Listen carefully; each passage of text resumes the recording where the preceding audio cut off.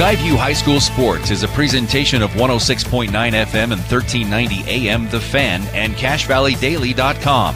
Brought to you by Adams Wealth Advisors, Great Basin Graphics, McDonald's, Logo Shop, Advanced Heating and Air Conditioning, Napa Auto Parts, Old Grist Mill, Cache Valley Auto Care, Les Olson Company, ARS, DD Auto Salvage, New Horizons Beauty College, Preston Watts Collision and Glass, State Farm Agent Lana Powell, Poblanos, and CashValleyDaily.com.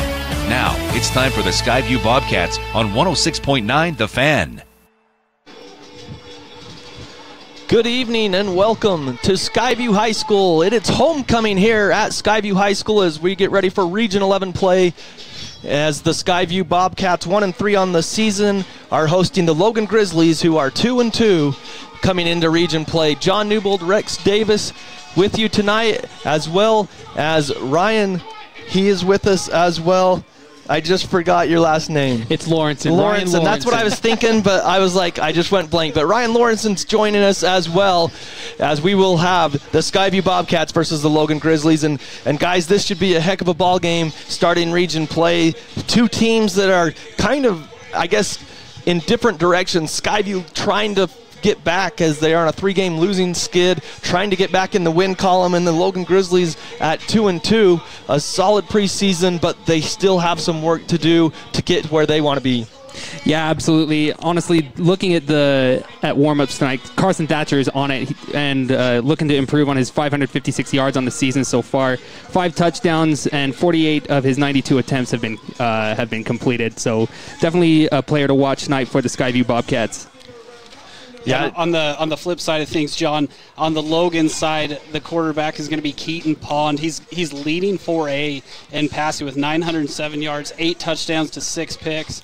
Keaton Pond can definitely sling it. He did look a little out of sorts against Woods Cross last week. It was Woods Cross, right? Now I'm the one drawing a blank. He did look a little off his spot. He didn't look normal against Woods Cross. This kid can definitely chuck the ball though, and he will be doing that. We expect Pond and Thatcher both to be lighting it up out here. Well, again, it's Skyview and Logan. And if you're watching on CashValleyDaily.com, our video stream is your video experience is powered by Adams Wealth Advisors. Adams Wealth Advisors wants to understand your family, job, hobbies, and goals during your long-term financial trust. It's Adams Wealth Advisors with your video experience powered on CashValleyDaily.com, and this game is broadcast on KVNU 610 AM, 102.1 FM, as well as 106.9 FM The Fan and 1390 AM. So should be a great game that we are expecting tonight to start region play. Other games going on in region play tonight other than this one: Mountain Crest and Ridgeline open up region play in Hiram, and then in Garland it's Green Canyon looking for their first win on the season at Bear River.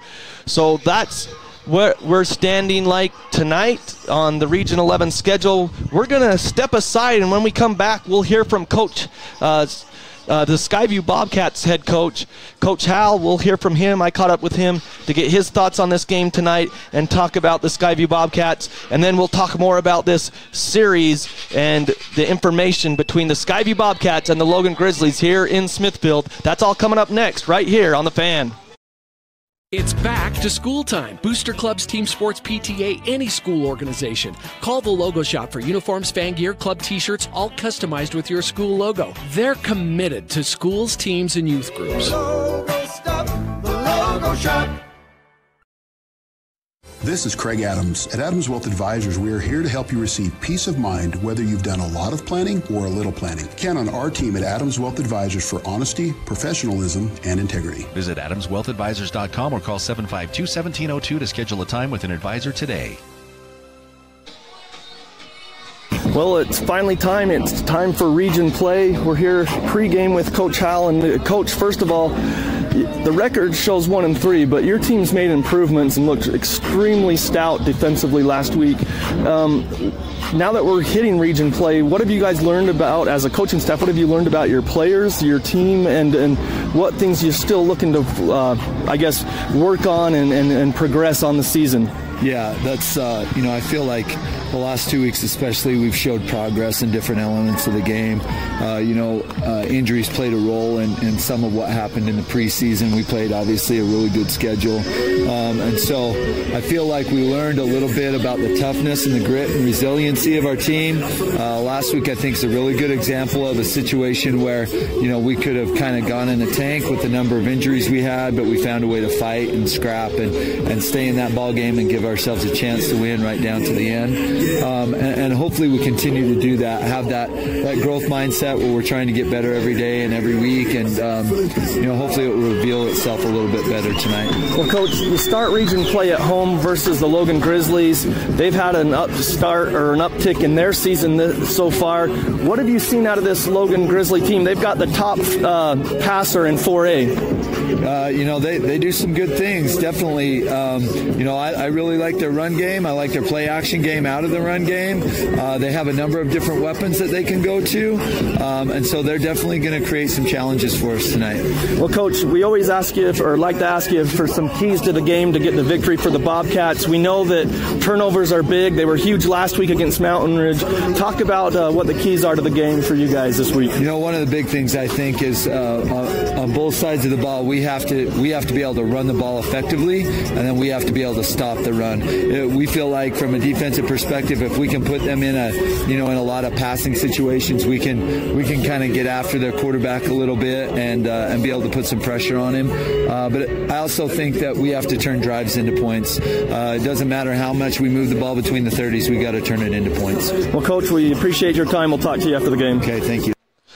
Again, that was Coach Hal for the Skyview Bobcats. His thoughts on this game coming into the region play as the Skyview Bobcats host the Logan Grizzlies, and we are excited for this game. But information on this matchup: Skyview won the last matchup at Logan last year, 42-7. It was 7-7 at the half, and actually it was 7-0 for the Grizzlies. They got ahead, and then Skyview scored 42 unanswered to win that game. In that game, Skyview had 174 yards rushing, 237 yards passing. Logan was at 134 rushing and 147 passing. So obviously, if you look at the stats this year, looks like Logan maybe is able to pass the ball a little bit better, or at least they have shown that so far this season. And Skyview, they've been kind of up and down throughout the season offensively. Yeah, and I think I think a big reason for that, though, is they really haven't been able – I know Coach said he's impressed with the running game, but, I mean, Ethan Bracken has 211 yards. Titan Mason has 154, so I don't think they've been really able to get the running game going a ton. Now, when it is going, it's going, and I think that's what Coach is referring to there, because when they start busting off big runs, they're linking them in a row.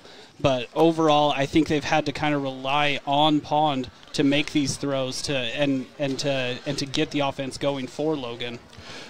Yeah, one of the things that we noticed looking at last week's game against Woods Cross, it seemed like Logan at the start had some inconsistencies, some penalties that kind of put them in like they're back against the wall. Like they had second and long, third and long, and because of penalties, snaps over the head, that's something that can't happen against Skyview, who's hungry for another win because they're on that 3-game losing streak, and they don't lose at home. The percentage, they're at an 80% winning percentage at home. In their last 61 home games, Skyview is 53-8, and in region games, they're 48-9 in the last 10 years, with 5 region titles in that same period, with an 84 win percentage.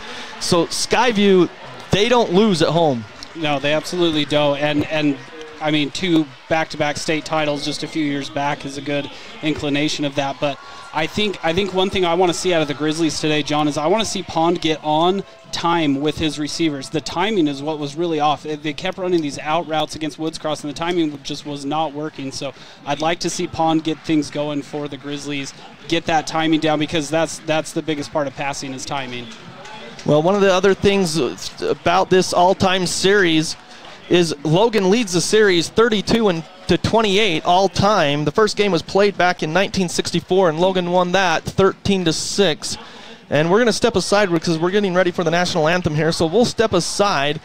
I'm going to wait, though, Rex, because I know I saw him pregame warming up and stuff, and I don't see them down there yet. They're just walking onto the field. So let's go ahead and take that break. They just started to get on the field as it's a a cappella group, I believe, from the Skyview High School. We'll be back right after this. This is Craig Adams. At Adams Wealth Advisors, we are here to help you receive peace of mind whether you've done a lot of planning or a little planning. Count on our team at Adams Wealth Advisors for honesty, professionalism, and integrity. Visit adamswealthadvisors.com or call 752-1702 to schedule a time with an advisor today. Great Basin Graphics has quality screen printing, detailed embroidery, and award-winning graphic designers. Employees look great and clients will notice. Get your order in today for fall products. Google Great Basin Graphics for screen printing and embroidery, located at 966 West 400 North in Logan. Now is the time to head over to Cache Valley Auto Care, because when your car isn't working right, you just need someone who can help make your life a little easier. Cache Valley Auto Care, behind Home Depot on 200 East, 1175 North.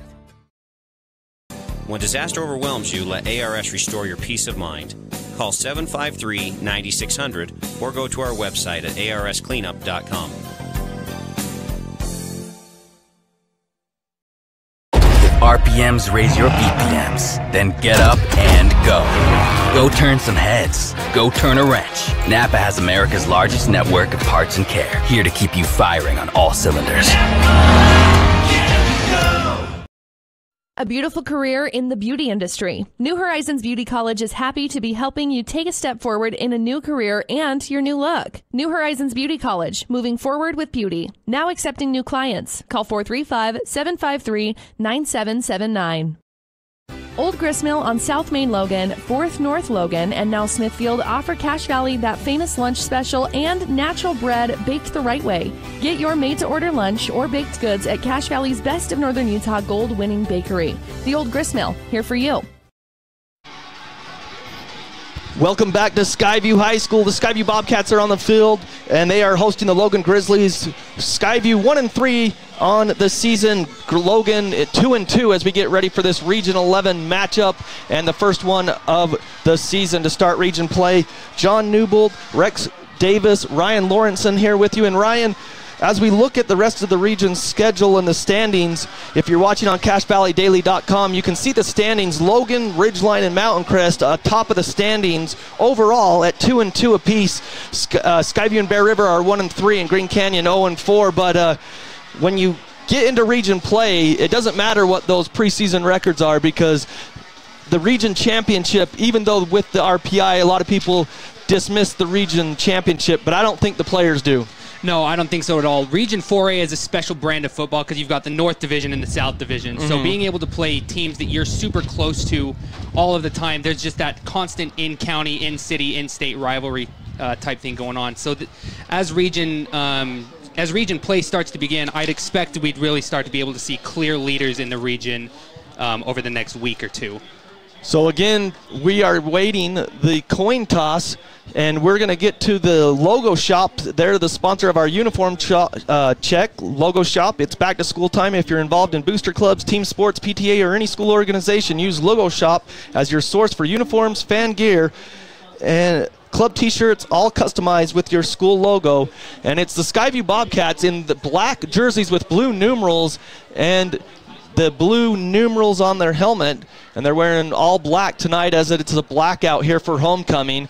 The Logan Grizzlies in their maroon pants, white tops, and they've got the maroon numerals and maroon jerseys. As we await the coin toss, as Skyview's won the coin toss the last few weeks, we'll see here as they flip the coin.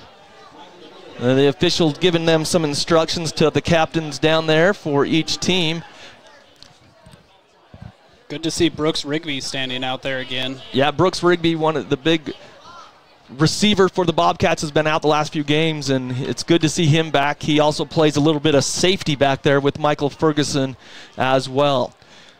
Lots of instructions getting issued. Yeah, right now. I'm not sure what this is all about, but that's fine. So, again, this series, Logan leads at 32-28 overall. Skyview's won the last 8 games in this series, and that's the longest streak since 1964 in this series between Skyview and Logan. The one before that, Logan's longest streak is 7 games from 97 to 2004. The highest scoring game between these two schools, 62-56 in 3 overtimes. Skyview won back in 2004. The lowest scoring game ever between these two schools was 6-0 Logan back in 1994.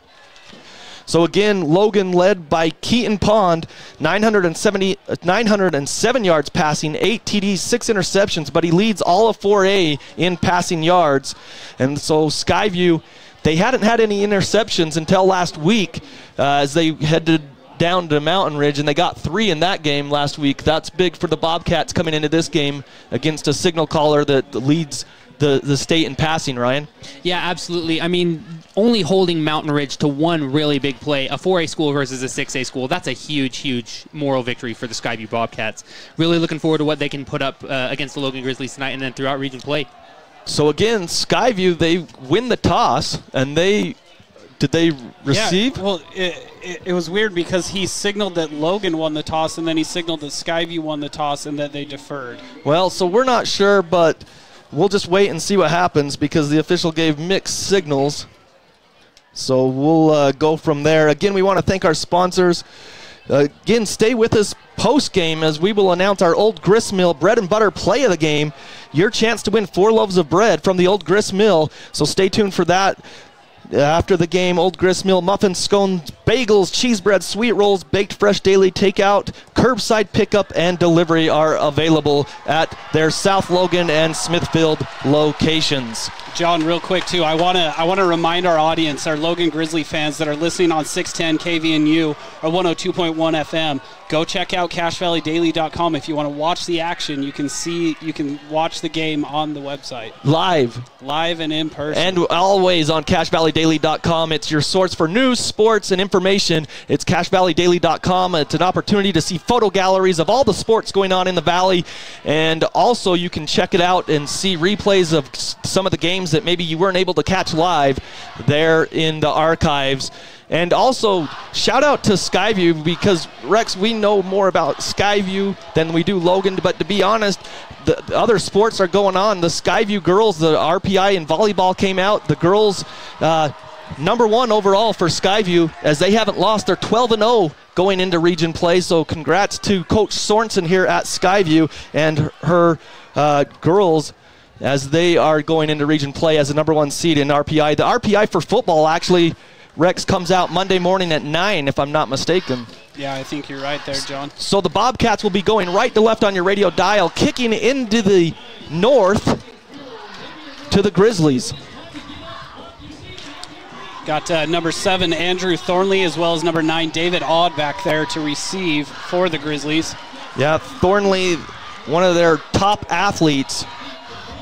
Been a few Thornleys there, I think. There has. Skyview tries an onside kick, and the fair catch is called for. So Skyview opens up with the little pooch kick, an onside kick to try to kind of catch Logan off guard, and it kind of backfires in their face as great field position for the Grizzlies at the 43-yard line. And what a heads-up play by Titan Mason, the sophomore. He just signals for the fair catch. That way he doesn't have to get lit up with the ball up in the air like that. Heads-up play there by Titan Mason. So Keaton Pond is the signal caller, leading 4A in passing. Will break the huddle. Skyview's seen a lot of teams, Rex, this season. We've seen them with a fast-paced offense, but Logan likes to huddle up, and Pond is under center to start things off, and Mason comes, he's very deep in the backfield. It's going to be a quarterback sneak for Pond up the middle. Great push by the Grizzlies offensive line. Gets about 6, maybe 7 on first down. They're going to give him 7 to the 50. Yeah, credit the offensive line there. They really got those 7 yards for Keaton Pond there. That was a huge play for them. So he hurries up, he throws it out there. It's complete at the 50 and stumbles a little bit, but a first down into Skyview territory. And a flag on the play there, John. Okay, so it's going to be probably coming back. The receiver that caught it was Andrew Thornley, but that's going to be coming back as there is a penalty marker down as they quickly got to the line after that 7-yard first down play on the quarterback keeper. Then just a quick pass to Thornley downfield, but the flag is going to bring this one back. The sticks on the far side are already moving, but they shouldn't have. It's funny, John, you mentioned the tempo. We've seen a lot of teams go tempo against Skyview because it seems to be their kryptonite, and right on cue, Logan goes tempo. Yeah, right to Andrew Thornley as well. 18 catches and 482 yards on the season for 5 touchdowns. I expect he's going to be getting a lot of looks tonight, a lot of really great looks, including that one, even though it came back. So a hold on Logan. It's a spot foul, though. Oh, interesting. So it's going to be a first down. The ball will be marked at the 44-yard line of Skyview, and now some whistles out there as they're going to have to reset the chains, but it should be a first down as they, let's see, from the 50-yard line, they gained... Let's see, if they got to the 44 and it's 10 yards. Did he get to the 34? I'm trying to figure it out. If he got to the 34 on the pass play. So you can figure it out. Let's see, so then that would be 10. It should be like a 16-yard pass play and then 10 yards back, but the chains are all messed up on the side. There's a lot of confusion going on. Well, I don't understand it, but it's going to be second and short. That's all I know. So 2nd and 1. I'm just going to go with that. That holding penalty killed it. 2nd and 1. Pond is under center. Mason deep. They pitch it clear back. Got some blockers on the right side. He's got a first down the sideline. Still going. And he's bumped out of bounds as the whistles blow. He must have stepped out. And there goes a couple of cameramen as they get knocked down. And that's what the cheer for the crowd was. Oh, no. That's... Someone might be hurt, though. Yeah, that's one of the team managers down there. Is that Dylan? Yep, that's Dylan Lundahl that got rolled up. Hopefully he's all right. So a big game. Yeah, listen to that home crowd chilling Dylan on. So a big rush there. Logan in control now. Handoff to Mason on the right side. He's got some room. Just steamrolling the Bobcats right now defensively. Great push by the offensive line and another stoppage of play.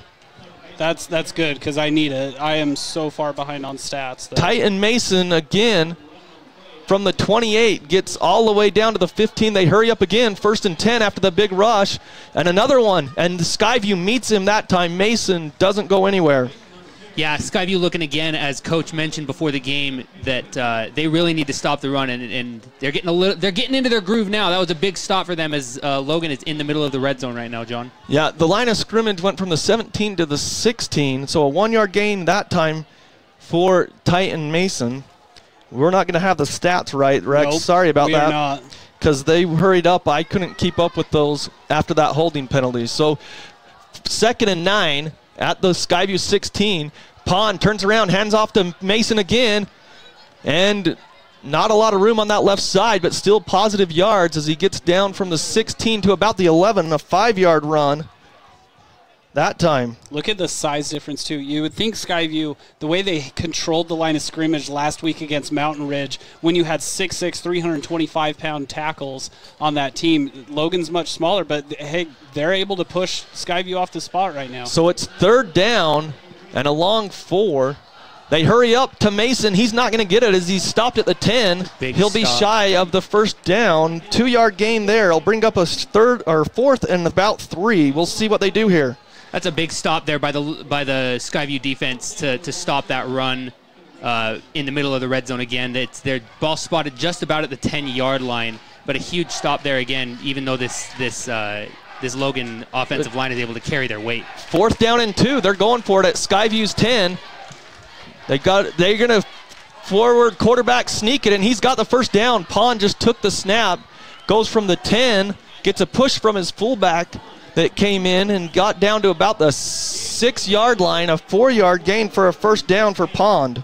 These Logan fans really like to see the gutsy calls pay off, but these Skyview fans definitely got to feel the pain on that one. I love the call. I love it. Being aggressive early in the game. What are you going to lose? You know, I love going for it like that.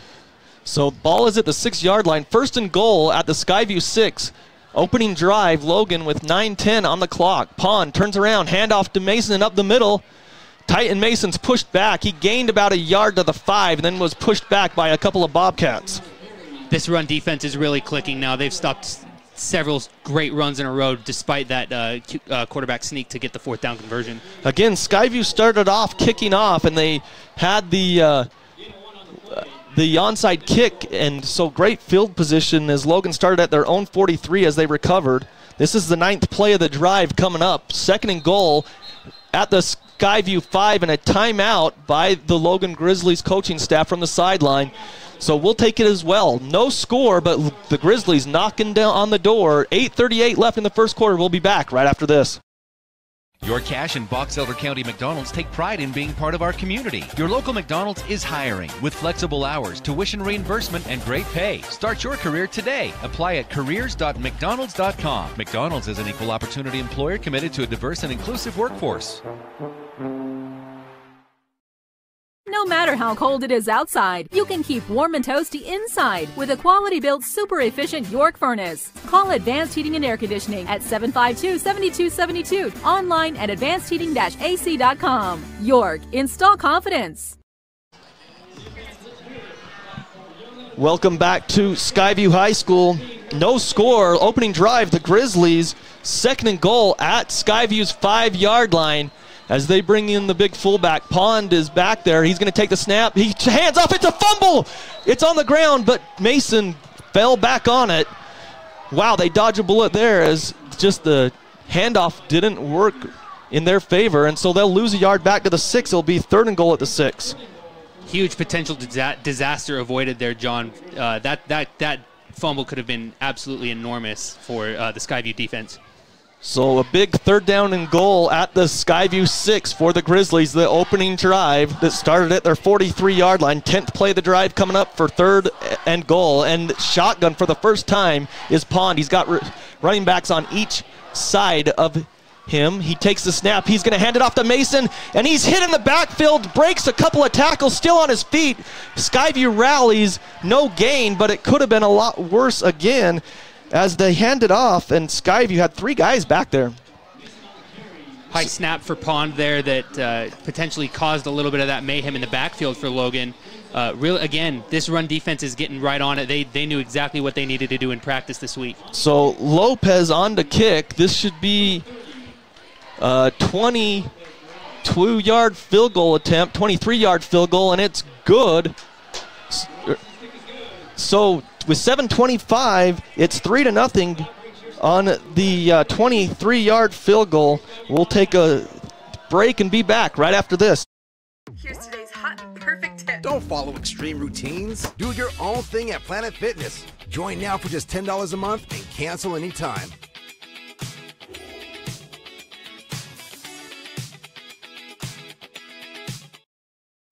We are Poblanos, the only place where you will find real Mexican food. Yeah, that homemade style. We are located in 780 Main Street in Smithfield. Come and check us out. And we want to help our students out, so just bring your school ID and we'll hook it up with the food. Yeah, like tacos $1 or quesadilla combos. Only at Poblanos.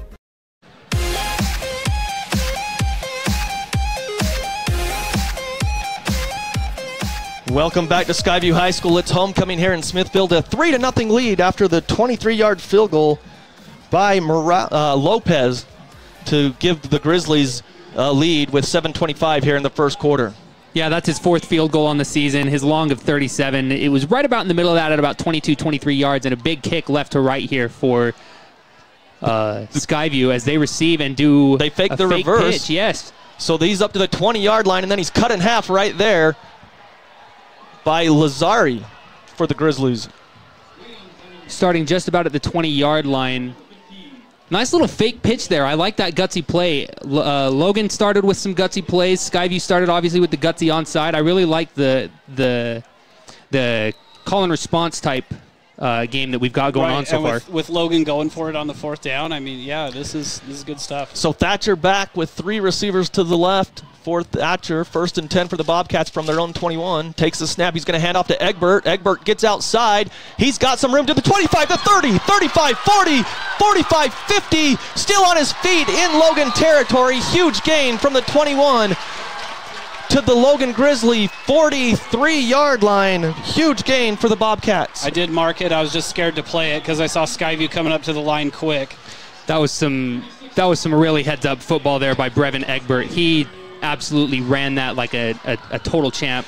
About 36-yard run for Egbert on 1st down. He gets the call on this 1st and 10 and the no gain as he's pushed back So we'll give him 36 yards on the first play. If you're watching on CashValleyDaily.com, we'll go ahead and play that replay for you now as Skyview looks to be slowing down just a little bit here. You'll see Egbert take off, and we're going like super slow motion here on this replay. Misses 4 tackles there and a 5th coming up as he crosses the 50. Finally gets that 5th tackler. Finally gets him. Huge play there by Egbert. I like that new slow motion feature. We're gonna have to remember that though. Well, we can change it, but it says 100% anyway. Okay, 2nd and 10 for the Bobcats at the Grizzly 43. Thatcher in shotgun takes it. No, that's Egbert. And a face mask there. 13, actually. It was a direct snap. It's Michael Ferguson. That's who it was back there. So from the 43 up to the 39, a 4-yard rush for Ferguson on the direct snap, the Wildcat. Again, just great play calls here by both teams tonight. So 3rd down and 5. Thatcher gets him to go off sides. Oh, they didn't call it. He looked like he came across the defensive end for the Grizzlies, but he didn't. 3 receivers to the right, 1 to the left. Egbert back there in the backfield with Thatcher on 3rd and 6 from the Logan 39. 3-0 Grizzlies. They hand off to Egbert. He runs left. He's got some blockers, and a flag comes out for probably a holding is where that is. And it wasn't enough for the first down anyways. Would bring up about 4th and 3. If you're Coach Bowen, do you accept this penalty? That's what I wonder, Rex, because it brings up a 4th and 3, or do you decline it? I think you decline it. Well, they're going to accept it. It'll be 3rd and long. That's hard because you give them another chance. It's hard. That's a tough call, and I'm glad I'm not the one that has to make it. So 10-yard penalty on Skyview. Each team only with 1 penalty. This one takes it back to the 50-yard line, midfield. So it will be 3rd down and long for the Bobcats. They need to get up to the 33-yard line. They're at midfield. 3 receivers to the right. Logan's got an extra guy on the field. And he was running off late, but they call a timeout, Rex. Good eyes there as you caught that. We're going to keep it here. It's 3-0 with 5:41 here in the opening quarter. Logan leading the Bobcats. This is Skyview's first drive. We've got one score update that we'll get to here. This score update brought to you by Les Olson Company. Half of all organizations have been victims of ransomware attacks. Don't take the risks. Take action with a Les Olson Company security suite. It's Les Olson Company bringing you this score update. Early on over in Garland, it's Bear River 7, Green Canyon nothing with 4:13 in the first quarter as Green Canyon still looking for their first win. And Green Canyon has got the injury bug. A lot of their quarterback went down with a broken collarbone, I heard. I don't know for sure. I haven't confirmed that, but he went down with an injury last week, and they lost their star receiver at the start of the season with a knee injury. Yeah, Perry's Power Guide has Green Canyon getting 12 points against Bear River tonight. That early score should change some things, I'd think. So with 5:41 here, 3-0 Grizzlies, 3rd down and long. Thatcher takes it. He's got 3 receivers to the right. He's still looking. Plenty of time. He lets it rip. Over the middle. Caught to Ferguson. He's going to be shy of the first down by 1 yard up to the 34. Skyview will probably run up quickly.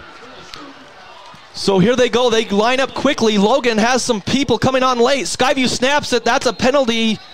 Nope, they called a timeout. So Logan burns their last timeout of the first half. John, how crucial is that to have Ferguson move from quarterback back to wide receiver, and now there's an extra weapon out there. Last week, Ferguson had to play quarterback. He was 3rd on the depth chart. They had to put him in emergency quarterback type stuff, but man, having him do his natural position, giving Thatcher that target to throw to is huge for Skyview. So 16-yard pass play to Ferguson will bring up 4th and 1, and the timeout by the Grizzlies. I believe that was their 3rd timeout of the half because they used one here and, 2 there. So they're 5:22 in the first quarter, and they've used them all.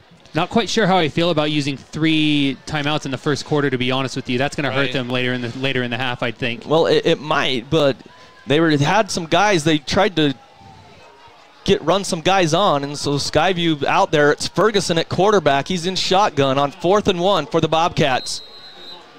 So Ferguson sends a man in motion. He's going to take the snap. He's going to run to the left. He's got a first down and more across the 30 to the 25.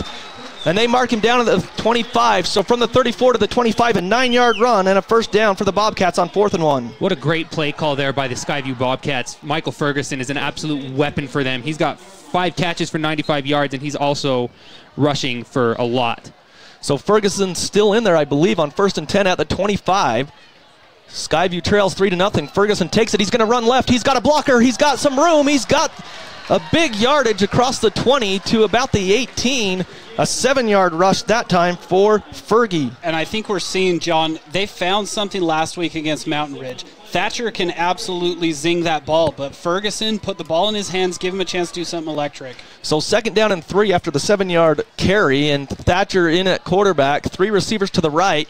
Egbert on the right hip of Thatcher. Clock running at 4:31, 3-0 Logan. Handoff to Egbert, and he's cracked in the backfield and taken down right away. Ethan Bracken comes in to make the tackle for the Grizz. Ethan Bracken, one of the leading tacklers for the Logan Grizzlies, 30 tackles and 5 sacks on the season. I'd expect him to get plenty of great plays, great heads-up plays for the Logan Grizzlies tonight. 8th play of the drive. It's going to be 3rd and 2. 3rd and 3. They lost a yard because of Bracken's tackle for a loss there. Clock under 4 minutes to play.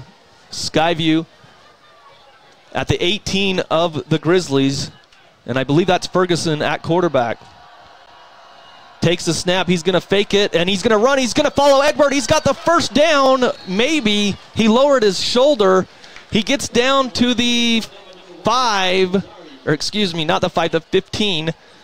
So he goes from the 18 to the 15. That's enough for the first down where they're marking it. It's right at the sticks. That's a first down. So he got 3. He needed 3, and Ferguson got the 3 yards for the first down. Absolute huge block there from Brevin Egbert from Michael Ferguson to get that first down.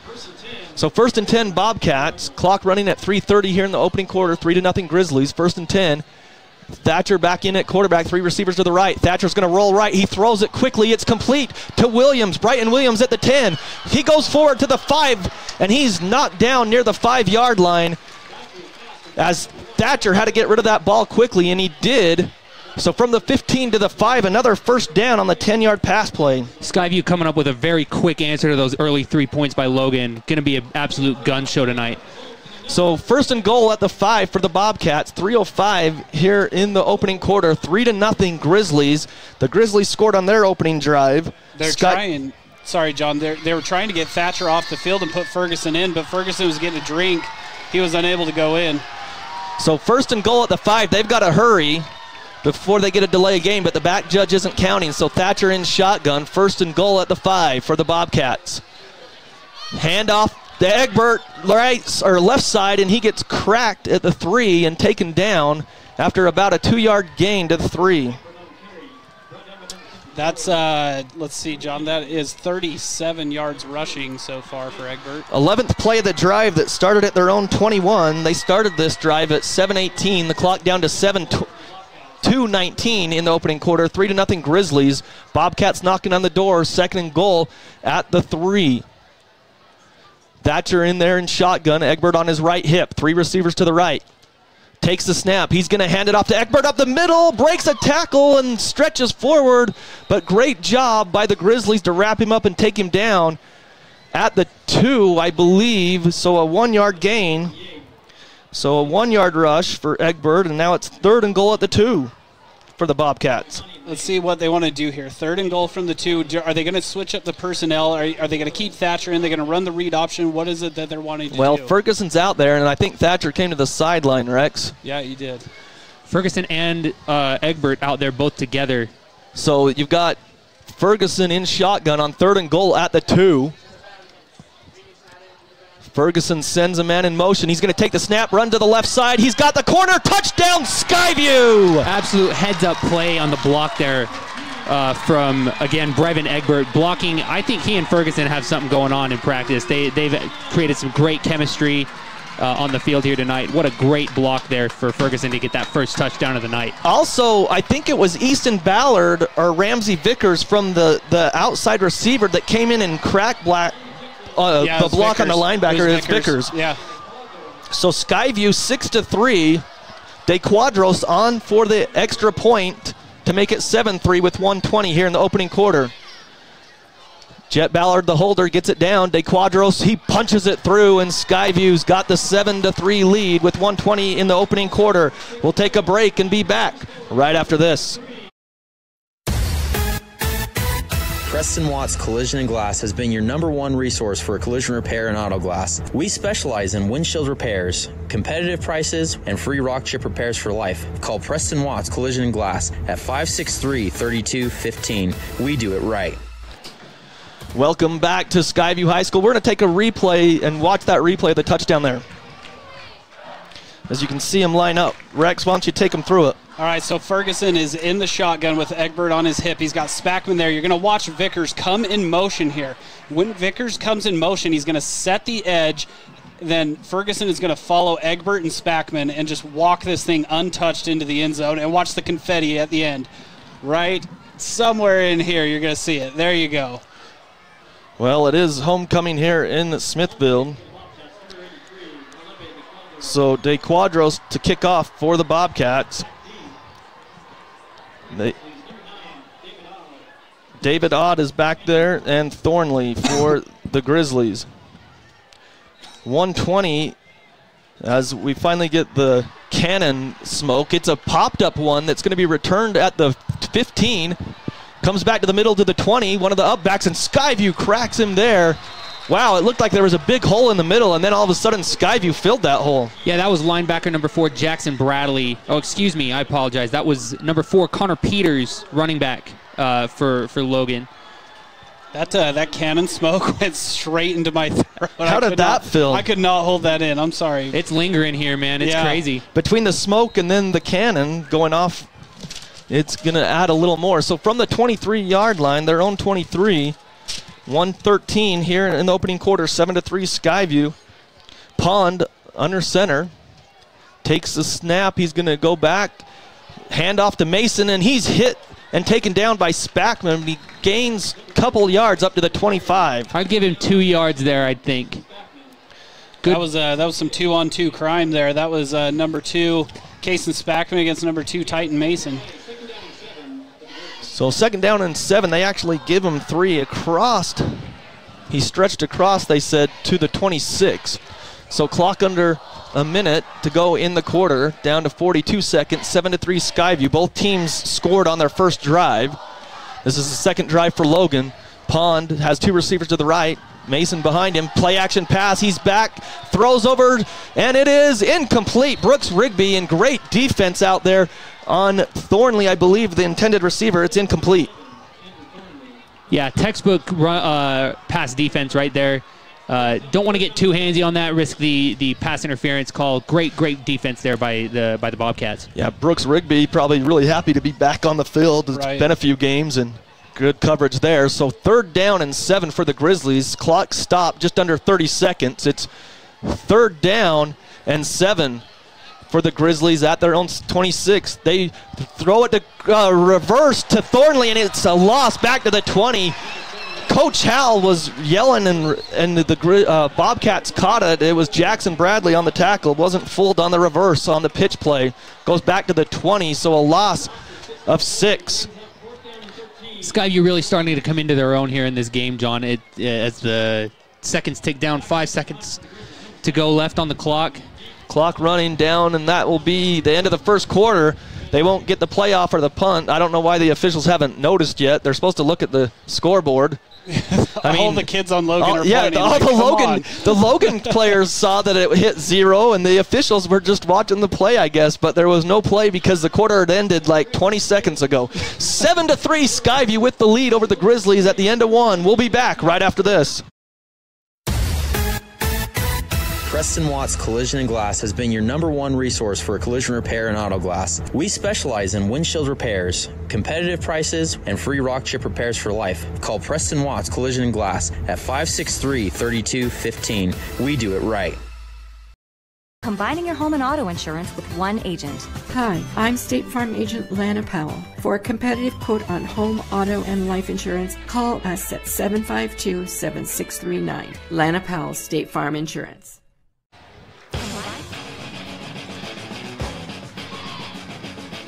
Welcome back to Skyview High School. Start of the second quarter, 7-3.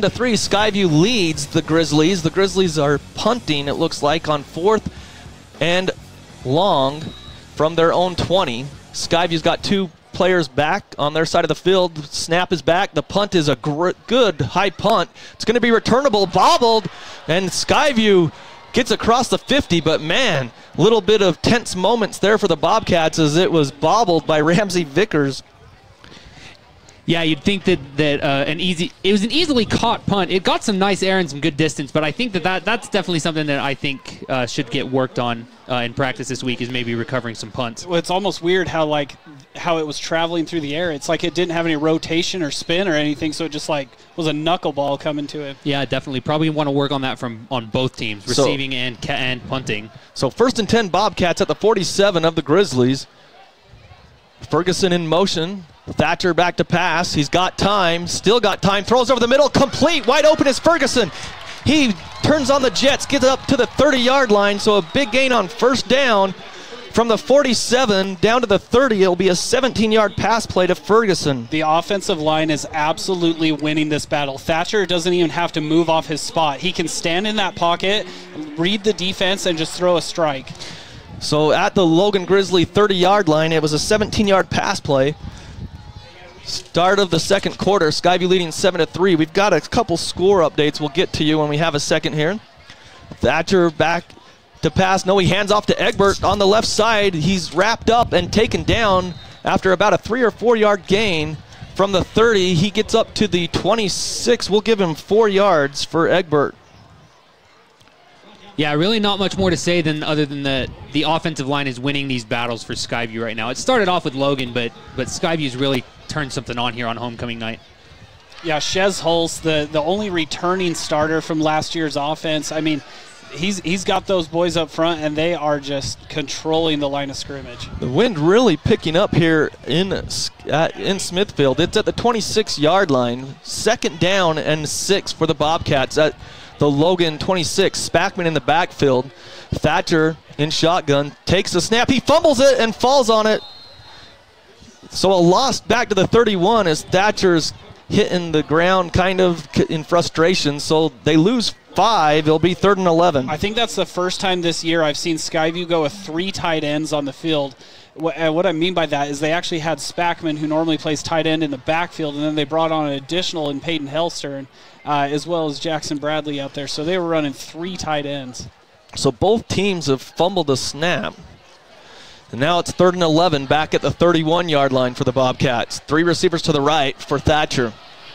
They lead 7-3. They take the snap. Thatcher back to pass. They pick up the blitz. He throws it out there. He's got a man incomplete, trying to hit Williams in the end zone down the east side of the football field. It'll be incomplete. 4th and 7. Clock stops at 9:58. A little bit of traffic there as Alan Lazari, the defender from the Grizzlies, definitely knew his job to stop Brighton Williams there. So 4th down coming up here.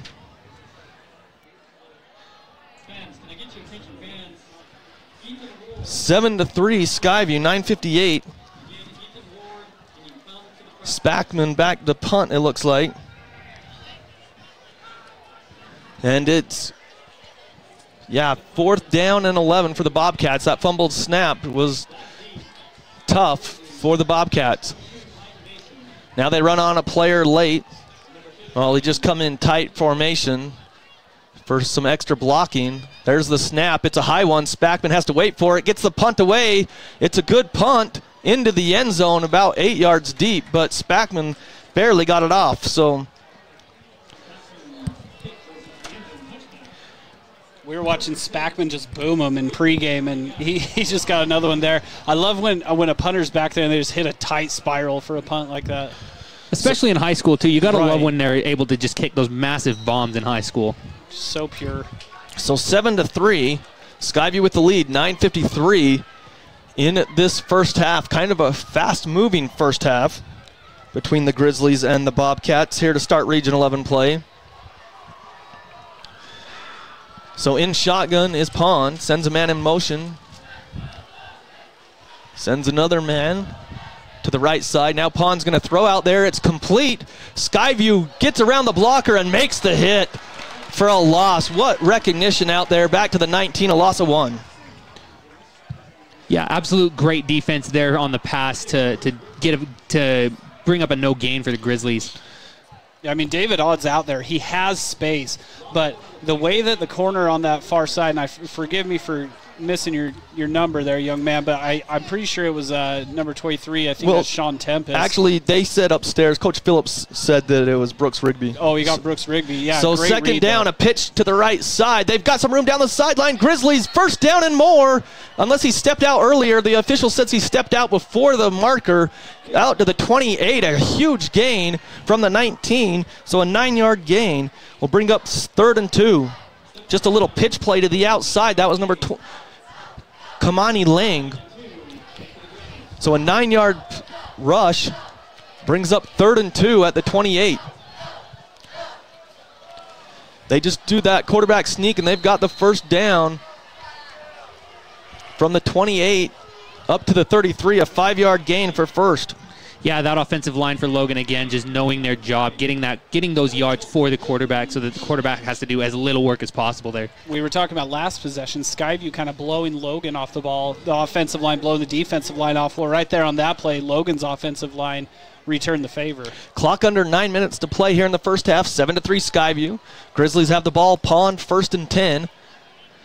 It's going to go back. He's going to hand it off to Mason on the right side. He's got some room up the sideline. He's bumped out of bounds near the sticks. We'll see where they mark him, and they're going to give him 10 yards. So Mason, another first down. So back-to-back runs for a first down for the Grizzlies as they're marching right back up the field. Titan Mason absolutely invaluable to this Logan Grizzly offense. 154 yards on the season coming into this game, 5 yards per carry. So the ball is placed at the 44-yard line. That's his 10th carry of the game. 44-yard line, their own. 1st and 10, Pond again. Going to hand off to Mason up the middle. This time follows his lineman up to the 50 or near the 50. A little bit of a scrum on the back end of that play. Yeah, the ref pushed the Skyview player. I'm not sure he knew it was the referee that pushed him the way he reacted, but the ball gets up to the 49-yard line, so we'll give him 5. 2nd and 5 coming up for the Grizzlies. Pond hands it off again to Mason on the right side, and Skyview's there to bottle it up. Gain of 1 on that play will bring up 3rd down and 4.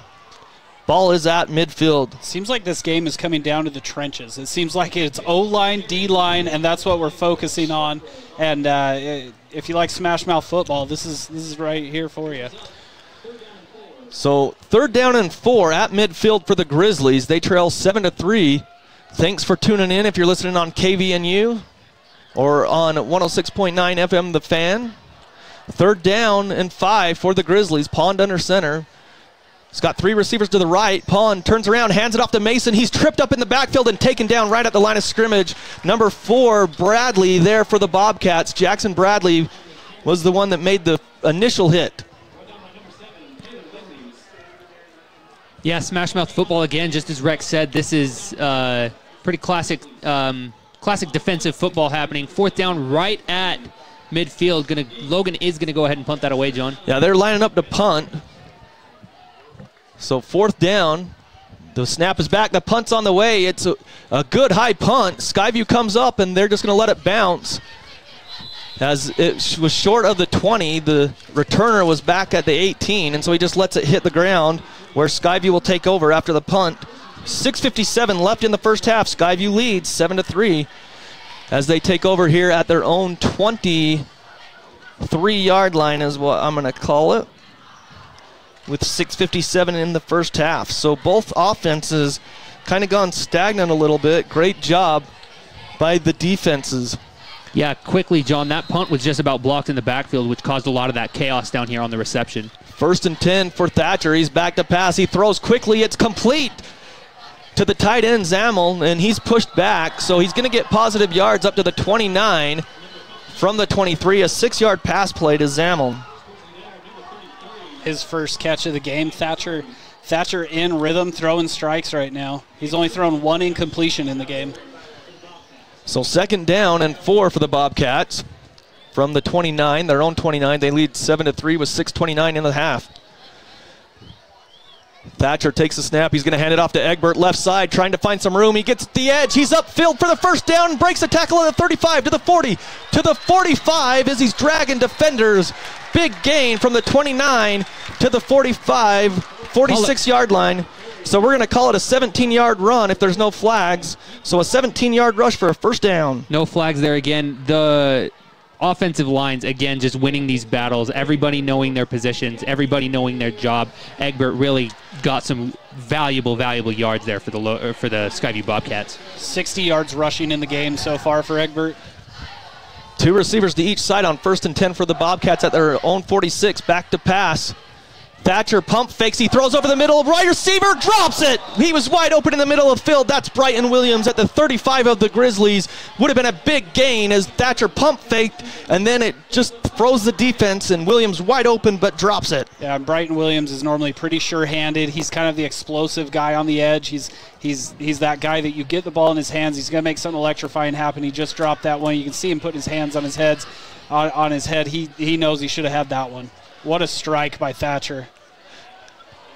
So 2nd down and 10 for the Bobcats at their own 46. They lead 7-3 with 5:58 left in the half. Thatcher back to pass. He's rolling right. He throws out there to Williams, complete, and gets upfield across the 50 to the 48, I believe, is where they'll mark him. So he gets 4. They're going to mark him at the 49, so 5 yards on the pass play. So 3rd down and 5 after that pass play to Williams. Thatcher in shotgun. Couple receivers, and they draw him across. Is the flag thrown this time? And finally, there's the flag. Yeah, a huge penalty win there for the Skyview Bobcats. Offsides on Logan. That's fundamental. You can't be getting drawn offsides like that. I like the play call because, okay, Brighton drops a big one right in the middle. So what do? You go right back to him, get him that little confidence booster, tell him, hey, I still got faith in you. They give him the ball on the very next play. Love that play call. So 1st and 10 Bobcats after the penalty from the 44. The Skyview thought they got him earlier with a hard count. That time they did. So 1st and 10 Bobcats, 2 receivers to the far side of the field. Ball is on the right hash. Thatcher in shotgun on 1st and 10. Takes it. He's going to pass. Still looking. He throws out there. He's got a man. It is incomplete. Great coverage out there by the Logan Grizzlies. Number 9. Call that number 5, Brock Brown. Great coverage from him there, John. So incomplete that time. Yeah, Brock Brown was step for step with, I think it was Ramsey Vickers. That's why it was 9. Ramsey Vickers running the go route down there, and just great coverage by Brock Brown. There are a lot of sophomores on this Logan roster that really stand out to me. Well, Coach Bowen talked about it in the preseason that he had a young team, but he liked the work that his team put in, and it's showing as they're 2-2 on the season. Thatcher, 2nd and 10, back to pass. The Bobcats pick up the blitz. Over the middle, incomplete, in and out of the hands again of Williams. Get a little pat on the head there from one of the Logan Grizzlies. That's number 54, Crew Kennington. He's a big kid, too. I'll tell you what, Williams dropped 2 passes over the middle now where he's beaten. That time he wasn't wide open, but he had beaten the defender and would have had a lot of room to roam after that with his speed. He's a great athlete. 3rd and 10 Bobcats at the Logan 44. 2 receivers to each side. The Grizzlies jump, but they don't come across. Now Thatcher looks to the sideline with 5:14 in the first half. Skyview leading 7-3. Thatcher gets the play call, goes to the offensive line. Now he backs back up. He's got Egbert back there in the backfield with him. Thatcher back to pass. He throws over the middle, complete to Ferguson. I don't know if it was intended for Ferguson, Rex, but he came out of nowhere and snagged it. Yeah, here it is on the replay, and I hope I don't get burned by this tempo that they're going to go with, but you will see. Oh, okay, we're good.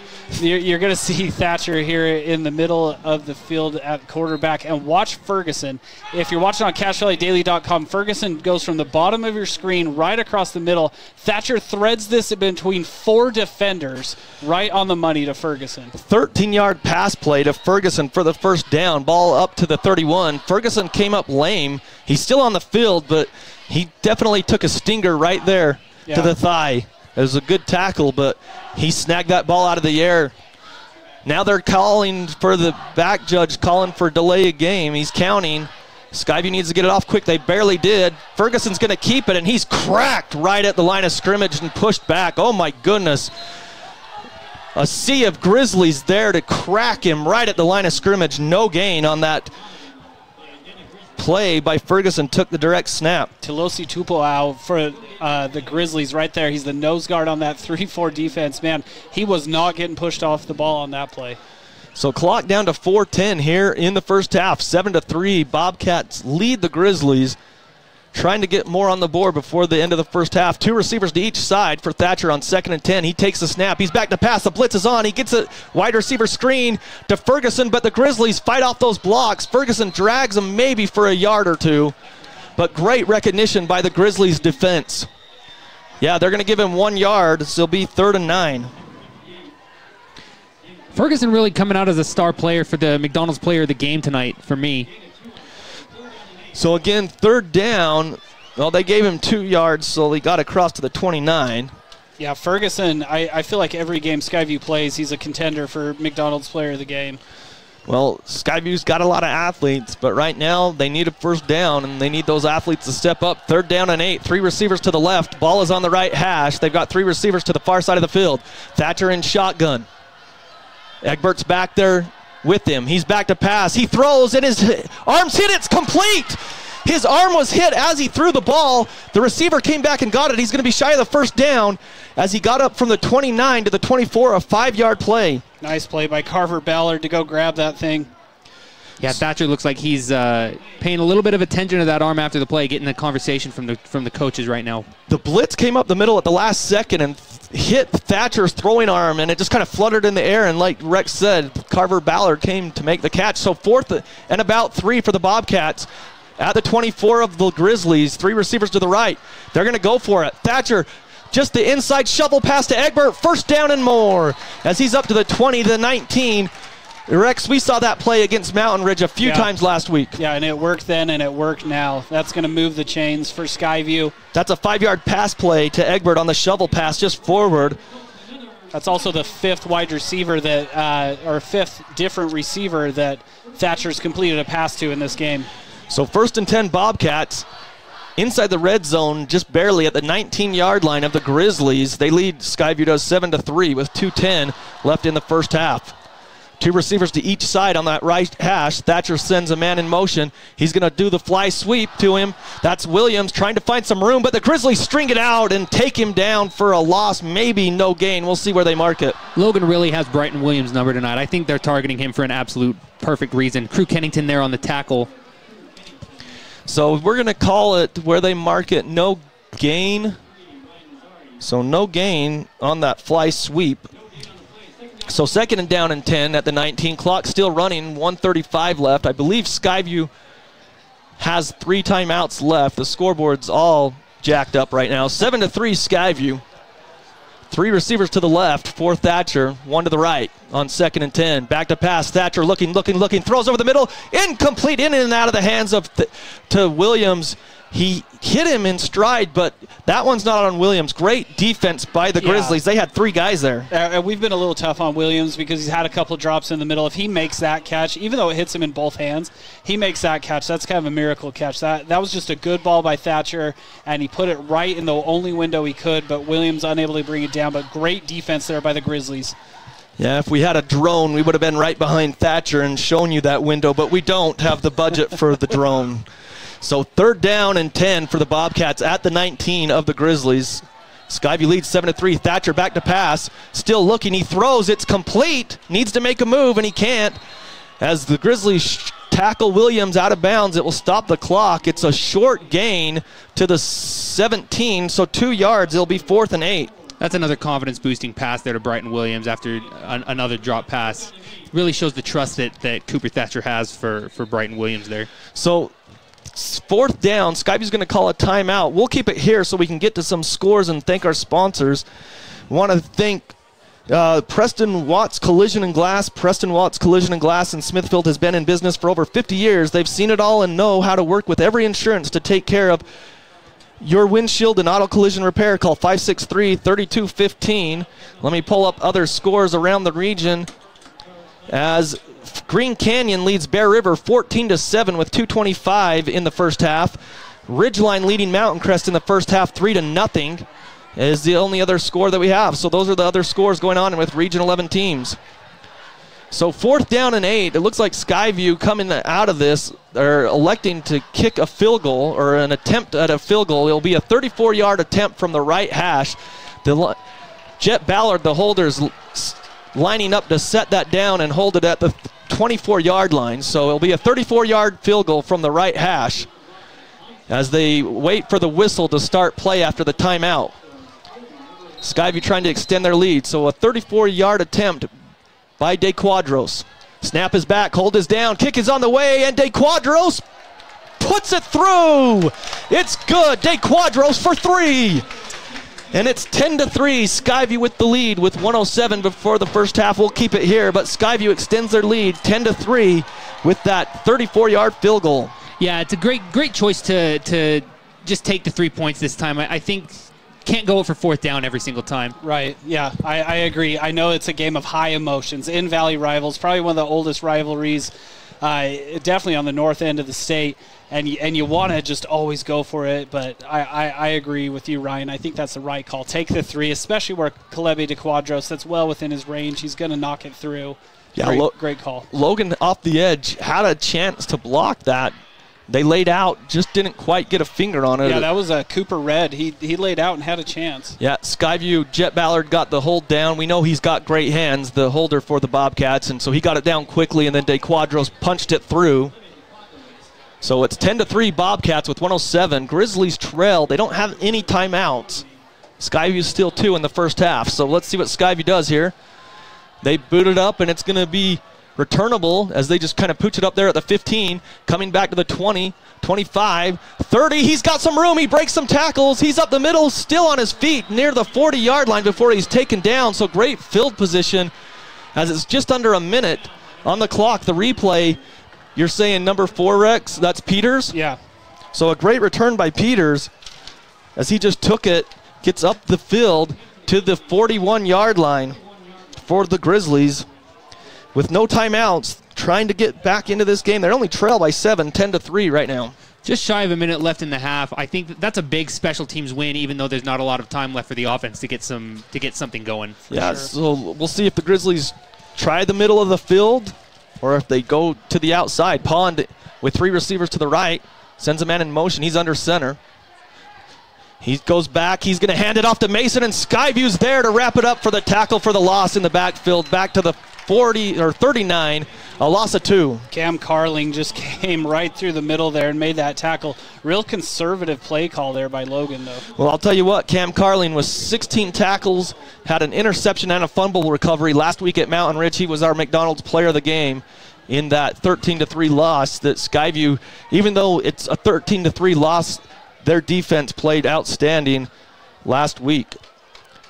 So 10-3, Pond hands off up the middle. Mason bounces off one player on second down. He's going to get some positive yards. That should do it for the half as he gets up to the 44, so a 5-yard run. It'll bring up a 3rd and 6, but I think Skyview's just going to let that clock roll out, and so will Logan. And I think we're going to go to half as it goes to 2, 1, and yes, it goes to 0, so that will do it for the half. So at the end of the half, it is Skyview 10, Logan 3. We'll take a break and come back with our halftime show. And, of course, our halftime sponsor, Planet Fitness, sponsors our halftime show. This Planet Fitness, don't follow extreme things. Do your own thing at Planet Fitness. Join now for $10 a month and cancel anytime. It's Planet Fitness, sponsor of our halftime show. That's coming up next right here on 610 AM KVNU or 106.9 FM. Combining your home and auto insurance with one agent. Hi, I'm State Farm Agent Lana Powell. For a competitive quote on home, auto, and life insurance, call us at 752-7639. Lana Powell, State Farm Insurance. DD Auto and Salvage is going to pay you the most for junk vehicles. Get rid of your junk vehicles today. Pickup is available. DD Auto and Salvage in Logan. Call 787-1204. That's 787-1204 today. See store for details. Defense helps win championships. That's true in business too. This is Dave Simmons. Les Olson IT is the best defense for your network. Everything from copiers to outsourced IT services. Les Olson IT. Express Auto and Tire carries used vehicles for every budget and financing to help every credit situation. Express has thousands of used tires in every size for about $30 per tire. Express Auto, 3200 North Main, North Logan. It's back to school time. Booster clubs, team sports, PTA, any school organization. Call the Logo Shop for uniforms, fan gear, club t-shirts, all customized with your school logo. They're committed to schools, teams, and youth groups. Logo Stop, the Logo Shop. This is Craig Adams. At Adams Wealth Advisors, we are here to help you receive peace of mind whether you've done a lot of planning or a little planning. Count on our team at Adams Wealth Advisors for honesty, professionalism, and integrity. Visit AdamsWealthAdvisors.com or call 752-1702 to schedule a time with an advisor today. Great Basin Graphics has quality screen printing, detailed embroidery, and award-winning graphic designers. Employees look great and clients will notice. Get your order in today for fall products. Google Great Basin Graphics for screen printing and embroidery. Located at 966 West 400 North in Logan. Now is the time to head over to Cache Valley Auto Care, because when your car isn't working right, you just need someone who can help make your life a little easier. Cache Valley Auto Care, behind Home Depot on 200 East, 1175 North. When disaster overwhelms you, let ARS restore your peace of mind. Call 753-9600 or go to our website at arscleanup.com. If RPMs raise your BPMs, then get up and go. Go turn some heads. Go turn a wrench. Napa has America's largest network of parts and care, here to keep you firing on all cylinders. A beautiful career in the beauty industry. New Horizons Beauty College is happy to be helping you take a step forward in a new career and your new look. New Horizons Beauty College, moving forward with beauty. Now accepting new clients. Call 435-753-9779. Old Gristmill on South Main Logan, 4th North Logan, and now Smithfield offer Cache Valley that famous lunch special and natural bread baked the right way. Get your made-to-order lunch or baked goods at Cache Valley's Best of Northern Utah gold-winning bakery. The Old Gristmill, here for you. Your Cache and Box Elder County McDonald's take pride in being part of our community. Your local McDonald's is hiring with flexible hours, tuition reimbursement, and great pay. Start your career today. Apply at careers.mcdonalds.com. McDonald's is an equal opportunity employer committed to a diverse and inclusive workforce. No matter how cold it is outside, you can keep warm and toasty inside with a quality-built, super-efficient York furnace. Call Advanced Heating and Air Conditioning at 752-7272. Online at advancedheating-ac.com. York, install confidence. Here's today's hot and perfect tip. Don't follow extreme routines. Do your own thing at Planet Fitness. Join now for just $10 a month and cancel anytime.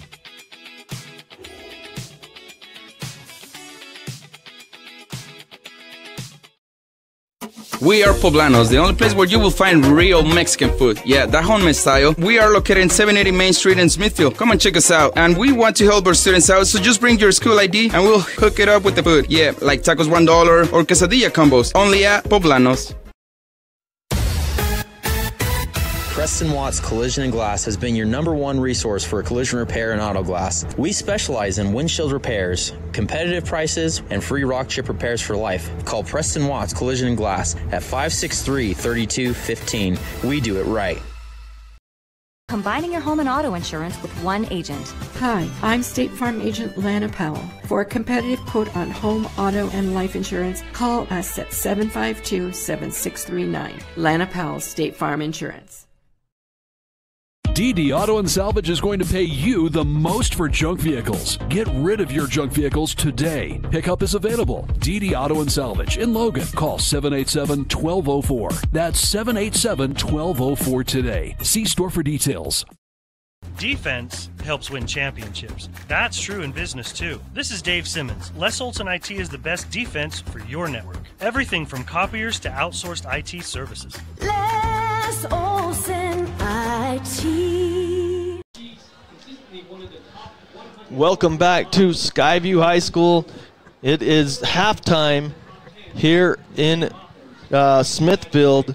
as the Skyview Bobcats lead the Logan Grizzlies 10-3 to start region play. We welcome you in on KBNU, or if you're listening on the Fan, as well as video streaming on CashValleyDaily.com. Your video experience is powered by Adams Wealth Advisors.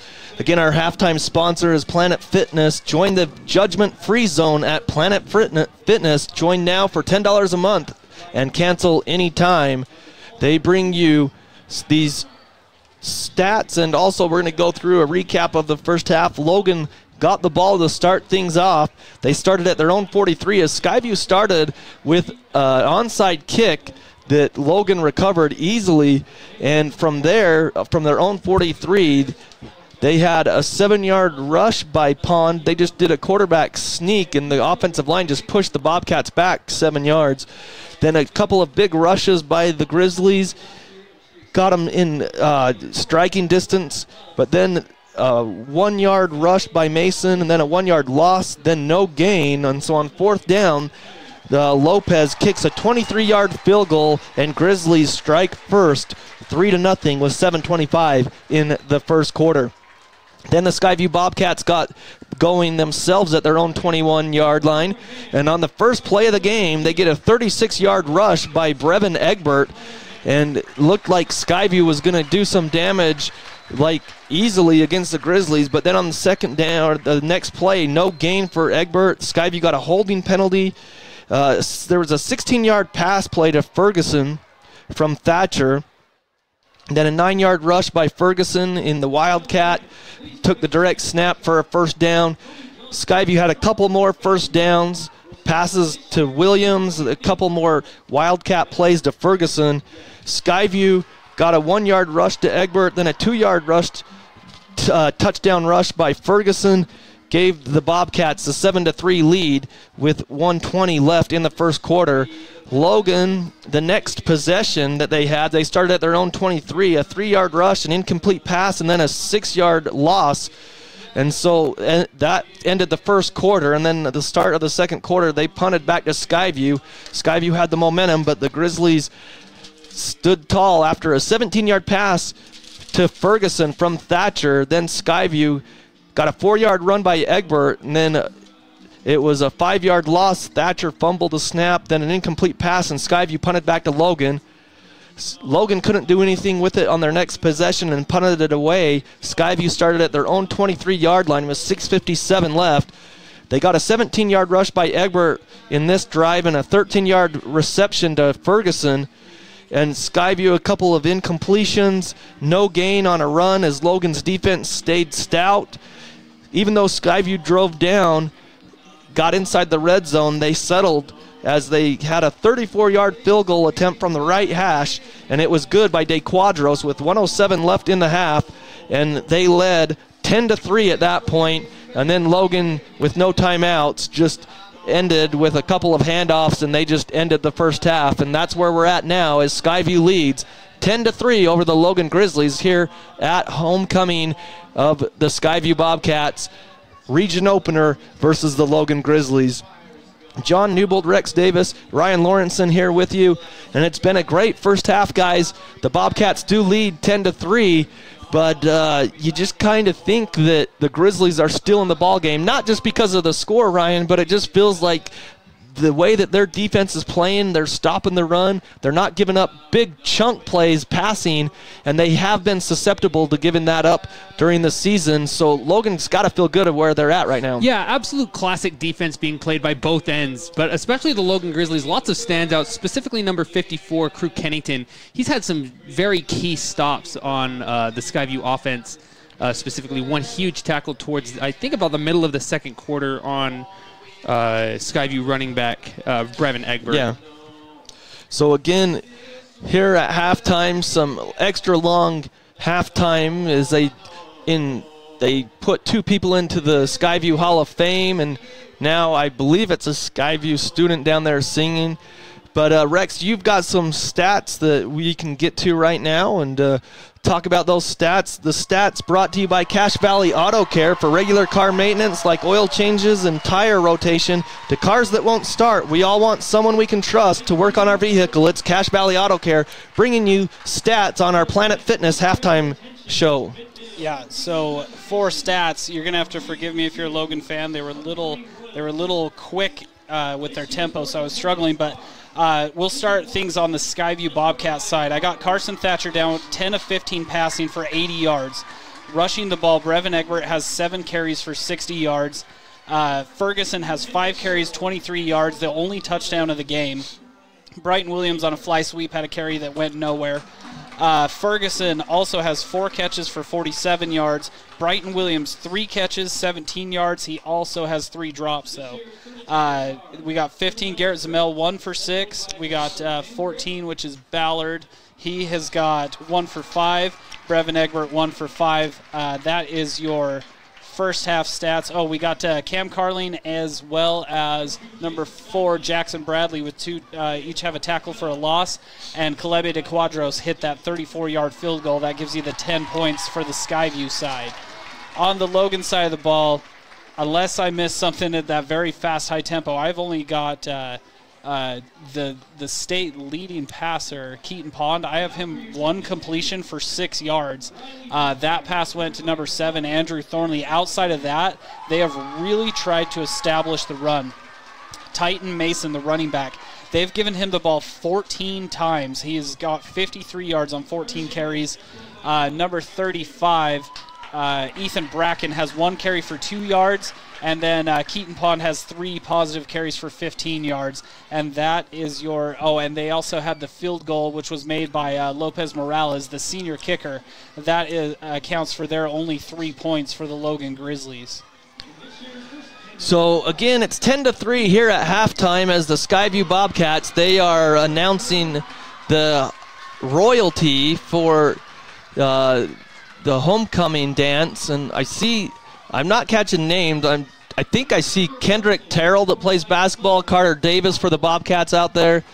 But, again, it's at halftime, 10-3, Bobcats leading the Grizzlies. We're going to step aside, and when we come back, we'll give you some score updates around the region, find out about Green Canyon and Bear River and Garland, and then Ridgeline and Mountain Crest out in Hiram. We'll get those score updates. That's all coming up next.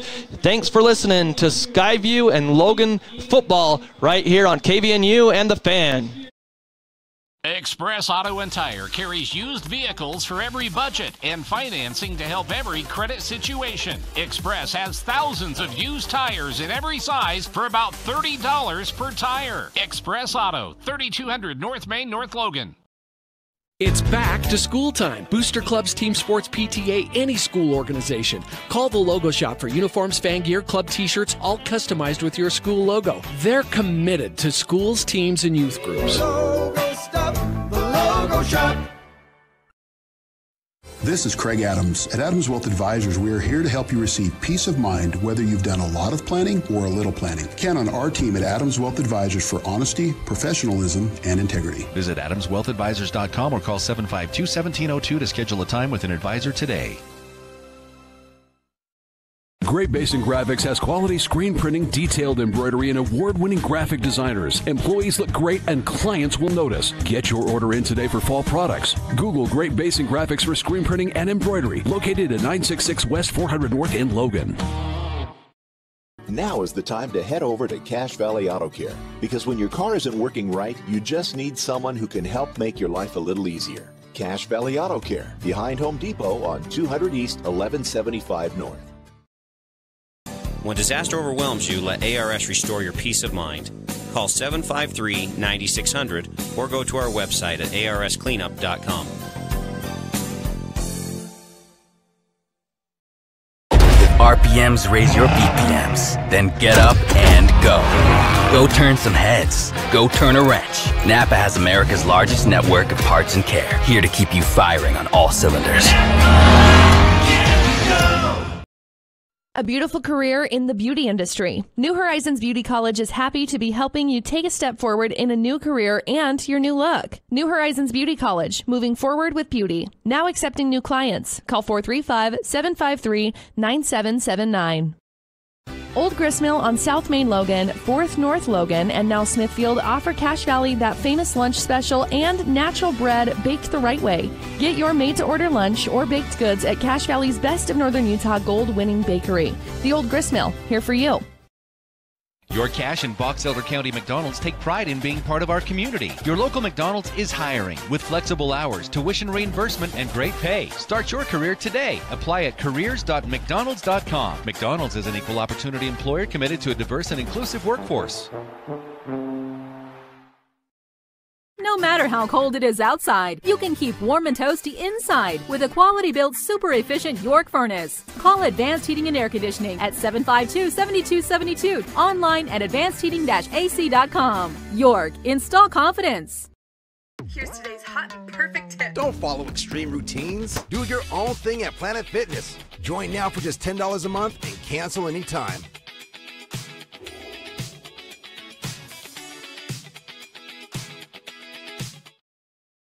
We are Poblanos, the only place where you will find real Mexican food. Yeah, that homemade style. We are located in 780 Main Street in Smithfield. Come and check us out. And we want to help our students out, so just bring your school ID and we'll hook it up with the food. Yeah, like tacos $1 or quesadilla combos. Only at Poblanos.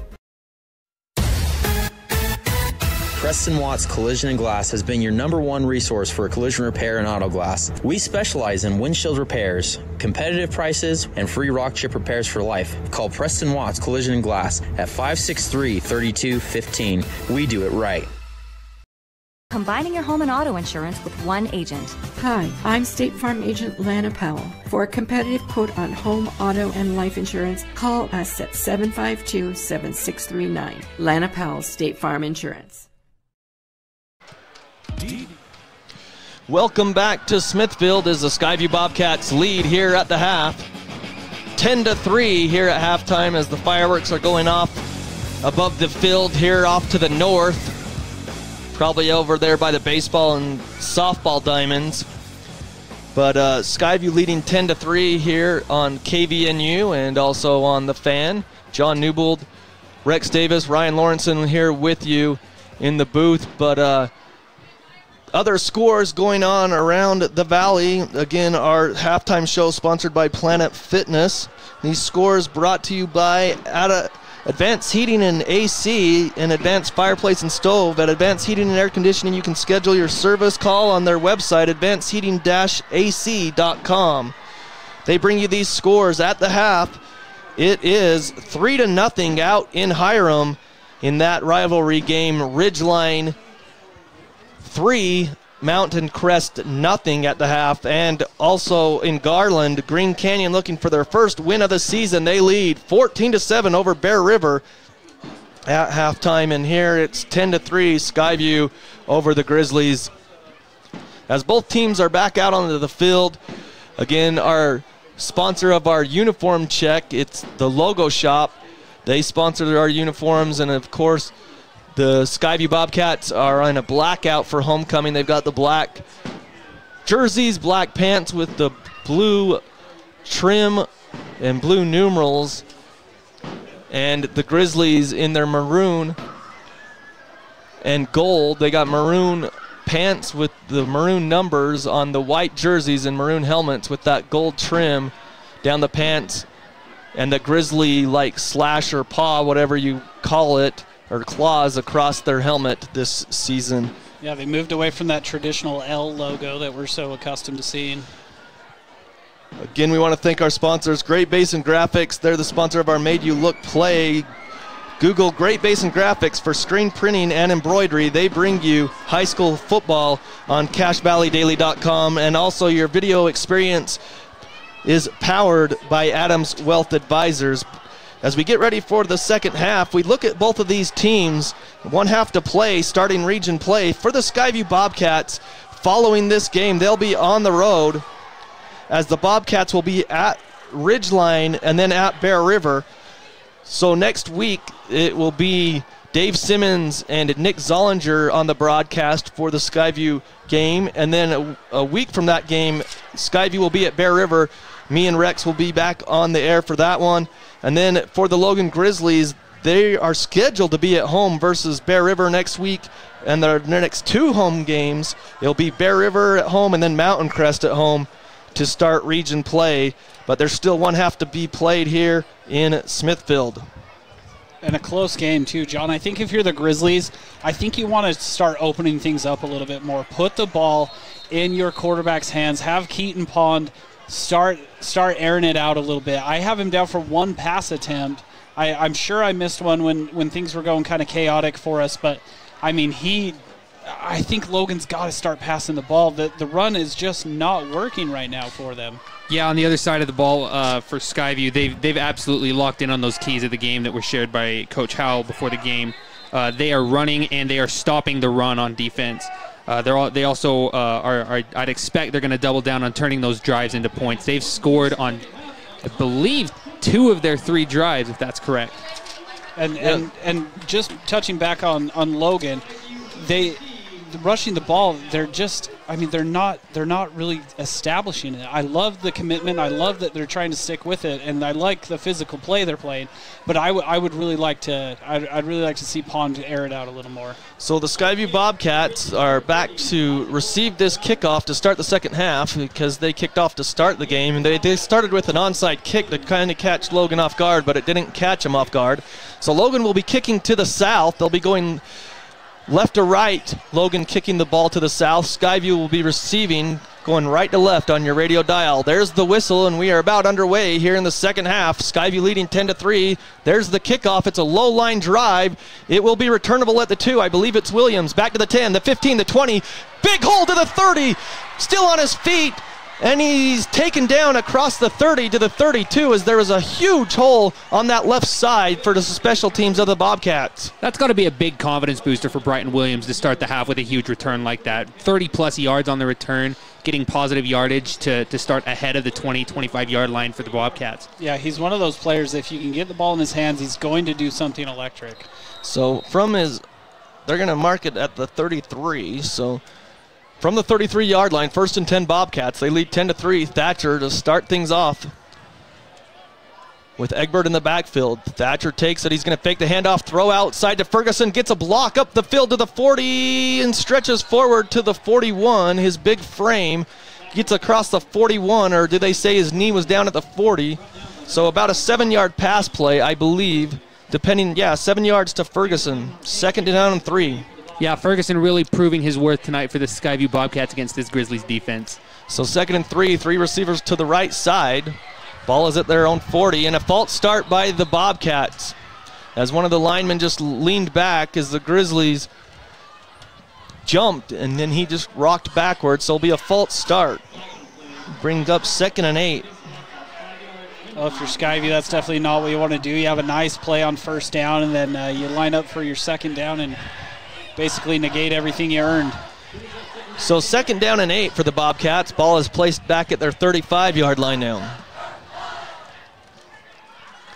2 receivers to each side. Egbert on the left hip of Thatcher. Takes a snap. He's back to pass. Still back to pass. He throws complete over the middle. Oh, it was a little behind Ferguson, and a flag comes flying out. I think it's just going to be a sideline warning, I think, on that far side on the Grizzlies sideline. It's just a sideline warning, so it really doesn't mean anything, but the flag came out. So the next one will be penalty yards. But I think that's the call. Yeah, it's just a sideline warning. 3rd down and 8. Thatcher just threw it a little behind Ferguson on that one. Yeah, very lucky. That would have been Ferguson's first drop of the night. Ferguson been a hot target for the Bobcats this evening. So 3rd down and 8 at the 35. 3 receivers to the right for the Bobcats. 3rd down and 8. Opening drive of the second half. Skyview leads 10-3. Back to pass. Still looking. Thatcher still looking. Now he's going to run. He's got a lot of room to the 35, the 40, and he's bounced out of bounds, but he's going to be shy of the 1st down. They're going to mark him out. Great coverage by the secondary of the Grizzlies at the 33. So a 4-yard gain. It'll be 4th down. He, like you said, John, he had a lot of room, but Ryan was talking earlier about Crew Kennington. Crew Kennington closed that room off real quick. So Skyview on 4th down and about 4. Looks like they're going to punt. Maybe 4th and 5. As Spackman is out on the field, the Grizzlies have 2 returners back at their own 30-yard line to receive this punt. Cooper Red is one and Titan Mason is the other. So snap is back. Spackman gets his foot into it, and he hit it off the side of his foot. It's a terrible punt for the Bobcats. I mean, there's no way to sugarcoat that one. Yeah. It went from the 30. It didn't even cross midfield. Yeah, it went from the 39 to the 46, so a 7-yard punt. Yikes. This is an absolute dream scenario for the Grizzlies to start their first drive coming out of the half. This is their chance. This is their chance if you're the Grizzlies to go snatch some of that momentum. All you got to do is put a touchdown up here, and you got yourselves a tie game. Look for them to score on this drive, and if they do, it's going to be fireworks for the rest of the night, I think, here in Smithfield. So the Grizzlies, 10:59, just starting the second half, 10-3 Skyview, 1st and 10 for Pond. Under center, takes the snap. He's going to hand it off to Mason. He's up the field into the second level before he's taken down. So Mason from the 47 gets to the 40, a 7-yard gain on first down. So 7-yard rush there for Mason. That offensive line has had some openings as they've created some openings for Mason all night. So 2nd down and 3 at the Skyview 40 for the Grizzlies. Skyview leading 10-3. Pond under center again, 2 receivers to the right. He's going to hand off again to Mason. First down and more to the 35 of Skyview before he's taken down. A 5-yard gain and a first down. Rex, you were talking just at the start of the half about how Logan really needs to establish the run or get some heavy passing yards in. They're really doing a fabulous job of that at the start of this first drive. I mean, yeah, I was saying I'd love to see him air it out, but, I mean, they're playing some smash mouth football. They're getting Mason going. I mean, he's looking good in this drive right here, this first drive for Logan. The Grizzlies have actually moved the ball a lot better than Mountain Ridge did against this defense. 1st and 10, handoff to Mason right side. He's got a lot of blockers and down the sideline for a first down before he's cracked out of bounds by Brooks Rigby. But let's see where they mark it. This could be an 11-yard gain and a first down depending on the spot. Line of scrimmage was the Skyview 35. And they're going to mark it at the 24, so we'll give them 11 yards and a first down. Back-to-back first down runs for the Grizzlies. Brooks Rigby, who is elected homecoming king for the Skyview Bobcats this evening, really showing his athleticism with that stop right there, shoving him right out of bounds. 3 carries, 23 yards for Titan Mason. Clock stopped because he went out of bounds, 9:44. So from the 24-yard line of Skyview, Pond, 1st and 10, takes the snap. He's going to hand it off. Up the middle, Mason still on his feet. Dragged down from behind at the 15. Another big chunk run for the Grizzlies. As you can see the replay here on CashValleyDaily.com, the Grizzlies on first down get up to the 14, so they gained 10 yards for another first down, so 3 straight runs as they're getting some good blocking up front. Yeah, Matt Mason, that might be a relative. Titan Mason just looking explosive on this opening drive here. So 10-3, Skyview with the lead. It is a 10-yard run, 4 straight runs to start this possession. 5th play of the possession coming up with 9:36 here, 1st and 10 at the 14 of Skyview. Skyview leads 10-3, but Grizzlies knocking on the door and a timeout, I believe, by Coach Bowen, and they do. So with 9:36 here in the third quarter, it's Skyview 10, Logan 3. We'll take a timeout and be back right after this. DD Auto and Salvage is going to pay you the most for junk vehicles. Get rid of your junk vehicles today. Pickup is available. DD Auto and Salvage in Logan. Call 787-1204. That's 787-1204 today. See store for details. Defense helps win championships. That's true in business too. This is Dave Simmons. Les Olson IT is the best defense for your network. Everything from copiers to outsourced IT services. Les Olson IT. 10-3, Skyview leads, but Grizzlies knocking on the door here. 1st and 10 at the Skyview 14-yard line. Skyview leading 10-3 here in the third quarter, 9:36 after the timeout. Pond comes out. He's under center again. He's going to take the snap. He turns around, hands it off to Mason. He's to the 10, 5. Goes for the corner of the end zone. He's in. Touchdown, Grizzlies. It's 10-9. From 14 yards out, Mason came up the middle, and then he bounced it outside and went for the pylon, and he's in from 14 yards out. CashValleyDaily.com's got the replay here. Watch this play. Mason takes the handoff, bounces it out to the right. Big block there by the O-line, and receivers out there solidifying that goal line, and there's the touchdown there for Titan Mason. So with 9:29 here in the third quarter, they're an extra point away, the Grizzlies are, of tying this up. Grizzlies looking to upset Skyview on homecoming night here. And it could be a very exciting game for the rest of this game, John. Yep. That gives him exactly 100 yards rushing and 1 touchdown. So, waiting for the snap. The snap is back. The hold is down. The kick is on the way. It looks good, and it is good. So with 9:29 here in the third quarter, it's 10-10. We'll take a break and be back right after this. Express Auto and Tire carries used vehicles for every budget and financing to help every credit situation. Express has thousands of used tires in every size for about $30 per tire. Express Auto, 3200 North Main, North Logan. It's back to school time. Booster Clubs, Team Sports, PTA, any school organization. Call the Logo Shop for uniforms, fan gear, club t-shirts, all customized with your school logo. They're committed to schools, teams, and youth groups. Logo Stop, the Logo Shop.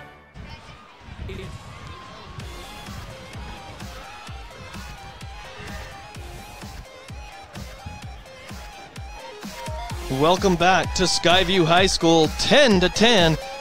After the Grizzlies just shoved it down the Bobcats' throat as they started at the 47-yard line of Skyview, and they just ran it down their throat, 5 straight runs, and it's capped off with a 14-yard touchdown run by Titan Mason to tie this game up in the third quarter.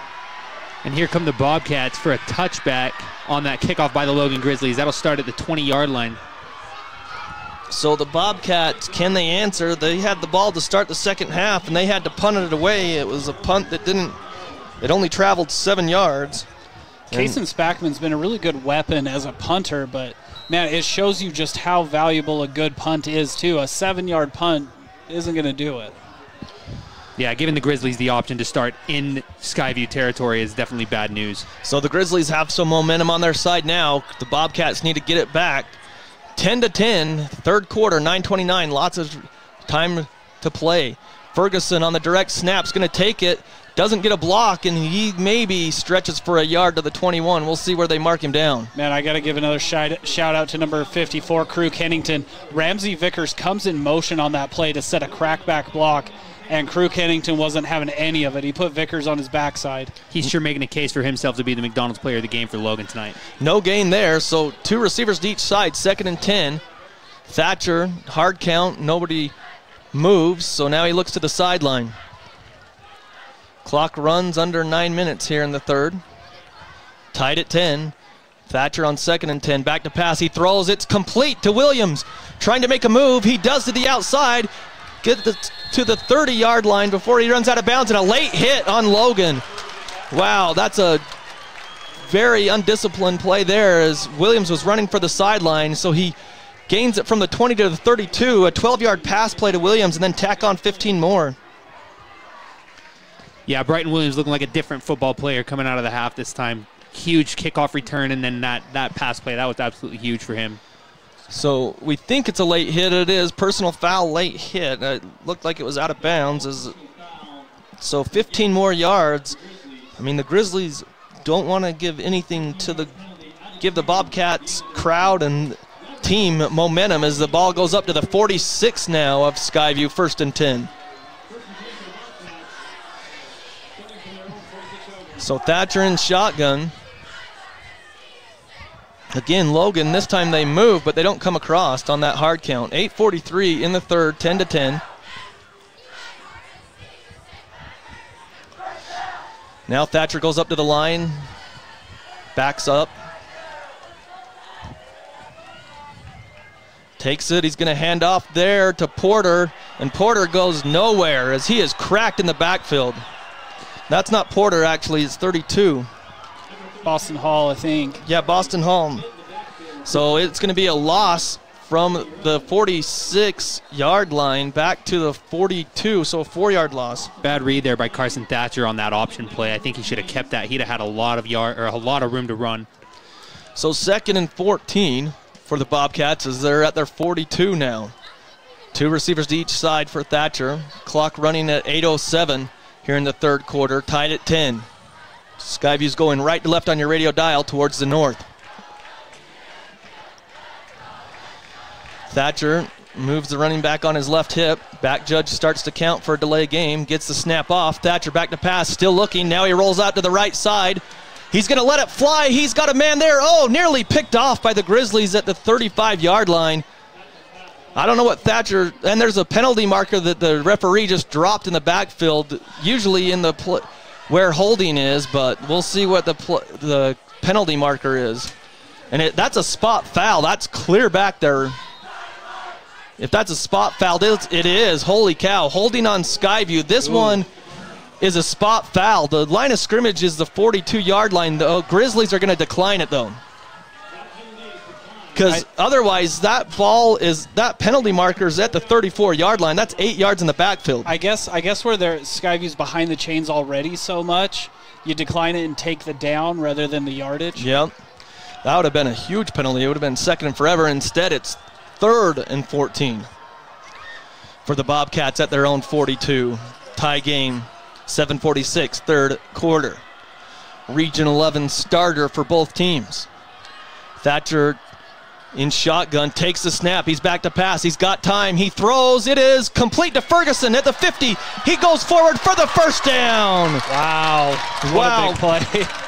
Big play by the Bobcats there, and penalty markers come flying out. 2 penalty markers at the end of that play. We'll see what it is, but a big play from the, let's see, the line of scrimmage is the 42, so 8, 13. Watch Ferguson on this replay just go right between the defenders and get that first down. 17-yard pass play for the first down, and then let's see what the markers are. That is Ferguson's 6th catch on the night. All his catches have been extremely valuable for the Skyview Bobcats offense. Dead ball, personal foul on Skyview. And I don't know, was it offsetting? Because they're not moving the ball yet. Now they are. So it's a dead ball play, so the 17-yard pass play to Ferguson will count for the first down, and then they'll march 15 yards back. So it will take it back to the 42-yard line, 43-yard line. 1st and 10 Bobcats, so they really only netted 1 yard. But they got the first down. That's the more important thing. But they've got it. Both teams need to keep their emotions in check. Empty backfield on 1st and 10 for Thatcher. Back to pass. He throws. It is. Wow, it looked a little early there, but great coverage by the Grizzlies as they knock it free, incomplete. Absolutely stuffed there by number 33 for Logan. Sorry, I apologize. That could either be number 33, Caleb Argyle, or number 33, Ryan Lazari. What a great stop there to force the incomplete. Yeah, I would guess that's Lazari. Him and his twin brother, they play opposite sides at DB, are the starters. So empty backfield again on 2nd and 10. Back to pass again, and it's Thatcher. He throws. It's complete at the 50 to the 45 of the Grizzlies before he's taken down. First down, Bobcats. That's Zamel. Yeah, Zamel with a great catch there to give some positive yards back after the penalties. Second catch of the game there for Zamel.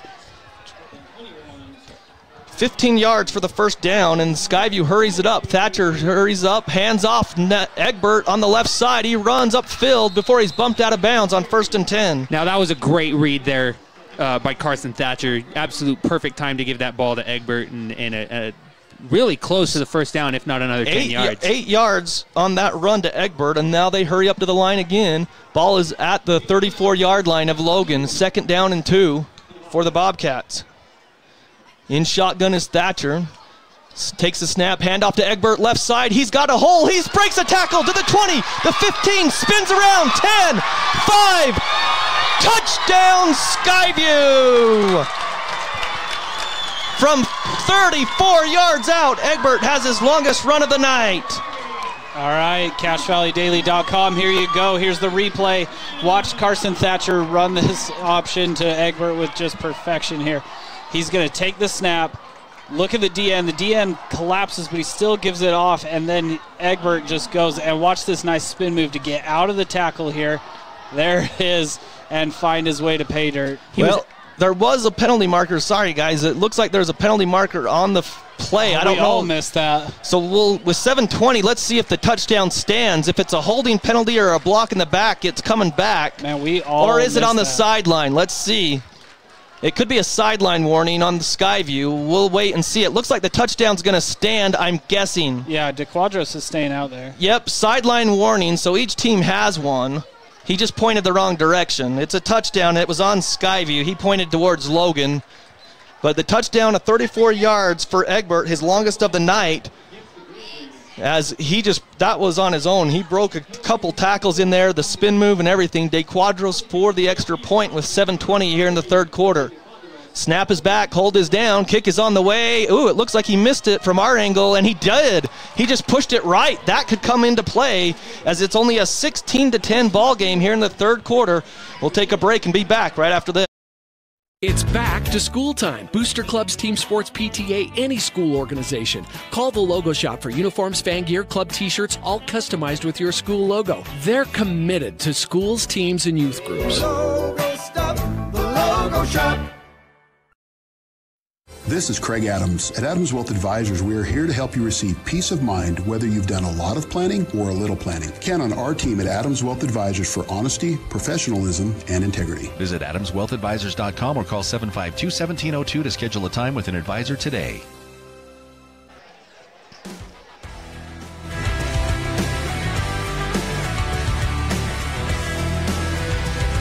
A 34-yard run by Brevin Egbert, got into the end zone, some breaking tackles, showing the muscles there, spin move, and got into the end zone. And the missed extra point could come back to haunt Skyview as we pushed it right. So they lead 16-10 here, 7:20 in the third quarter over the Logan Grizzlies. Yeah, Brevin Egbert on that touchdown run was absolutely committed to the play. Broke several tackles, couple of nice little spin moves to get that touchdown. Valuable points there for the Bobcats on their second drive of the half.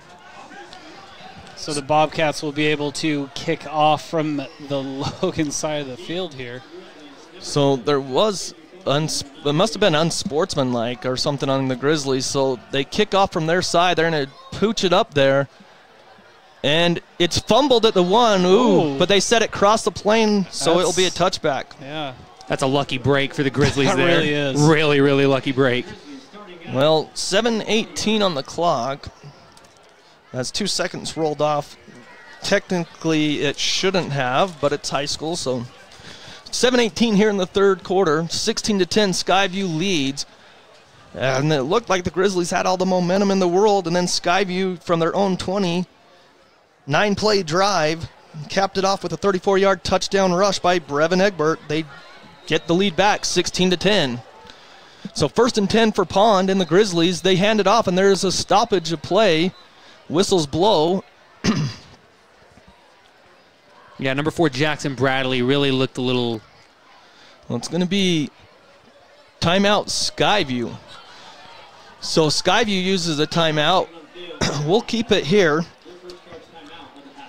Skyview, we got some scores. So Napa Auto Parts brings you these scores. Your locally owned Preston to Providence Napa Auto Parts. Napa Auto Parts bring you these score updates here in Region 11 play. And Green Canyon leads Bear River 21-7 in the third quarter in Garland. And Ridgeline leading Mountain Crest 11-0 after a safety. And that's in the second half. So 11-0 Ridgeline over Mountain Crest. We all kind of expected kind of a slugfest, knockdown, drag out there between the south end of the valley rivals in Ridgeline and Mountain Crest. And I'm impressed with both defenses there, Ridgeline and Mountain Crest, holding that to just 11 total points in that game. Well, I figured it would be low scoring. Mountain Crest, their defense has been really good this season. Their offense been off and on. But here we're back in action. 16-10 Skyview quickly to the line. Logan pitches to Mason. He gets a block and gets upfield, and he's cracked. After about 6 yards, the Brooks Rigby from his safety position makes the tackle. Man, do you think Brooks Rigby's excited to be back? He is flying around. So we'll give him 7 yards up to the 27, so a 7-yard rush for Mason. Titan Mason, 107 yards rushing with 1 touchdown. So it'll be a 2nd down and 3 at the at the Grizzlies 27. Skyview leading 16-10. Clock running down to 6:40 here in the 3rd quarter. Pond under center again. Got a couple receivers to the left. Gonna hand it off to Mason on the left side. He's knocked, but he keeps fighting for yardage and knocked out of bounds past the 30 to about the 33-yard line. We'll see where they spot it. He's got the 1st down for sure as he just went off that side. They're going to mark it at the 33. We'll give him 6 yards in the 1st. So back-to-back runs by Mason as they're just running the ball down Skyview's throat. He had kind of a poor average at halftime, 14 carries for 53 yards, but he's really turning it on in this 2nd half. Making his case for Logan's McDonald's player of the game now. We're going to give him 7 yards, so back-to-back 7-yard runs. Handoff again up the middle. He's free. What a hole up the middle. And he about spun out of a Skyview tackle, and if he spins out of that one, he's gone. But a 10-yard run up to the 44, and 3 straight runs as the Grizzlies are just gashing the Bobcats' defensive line.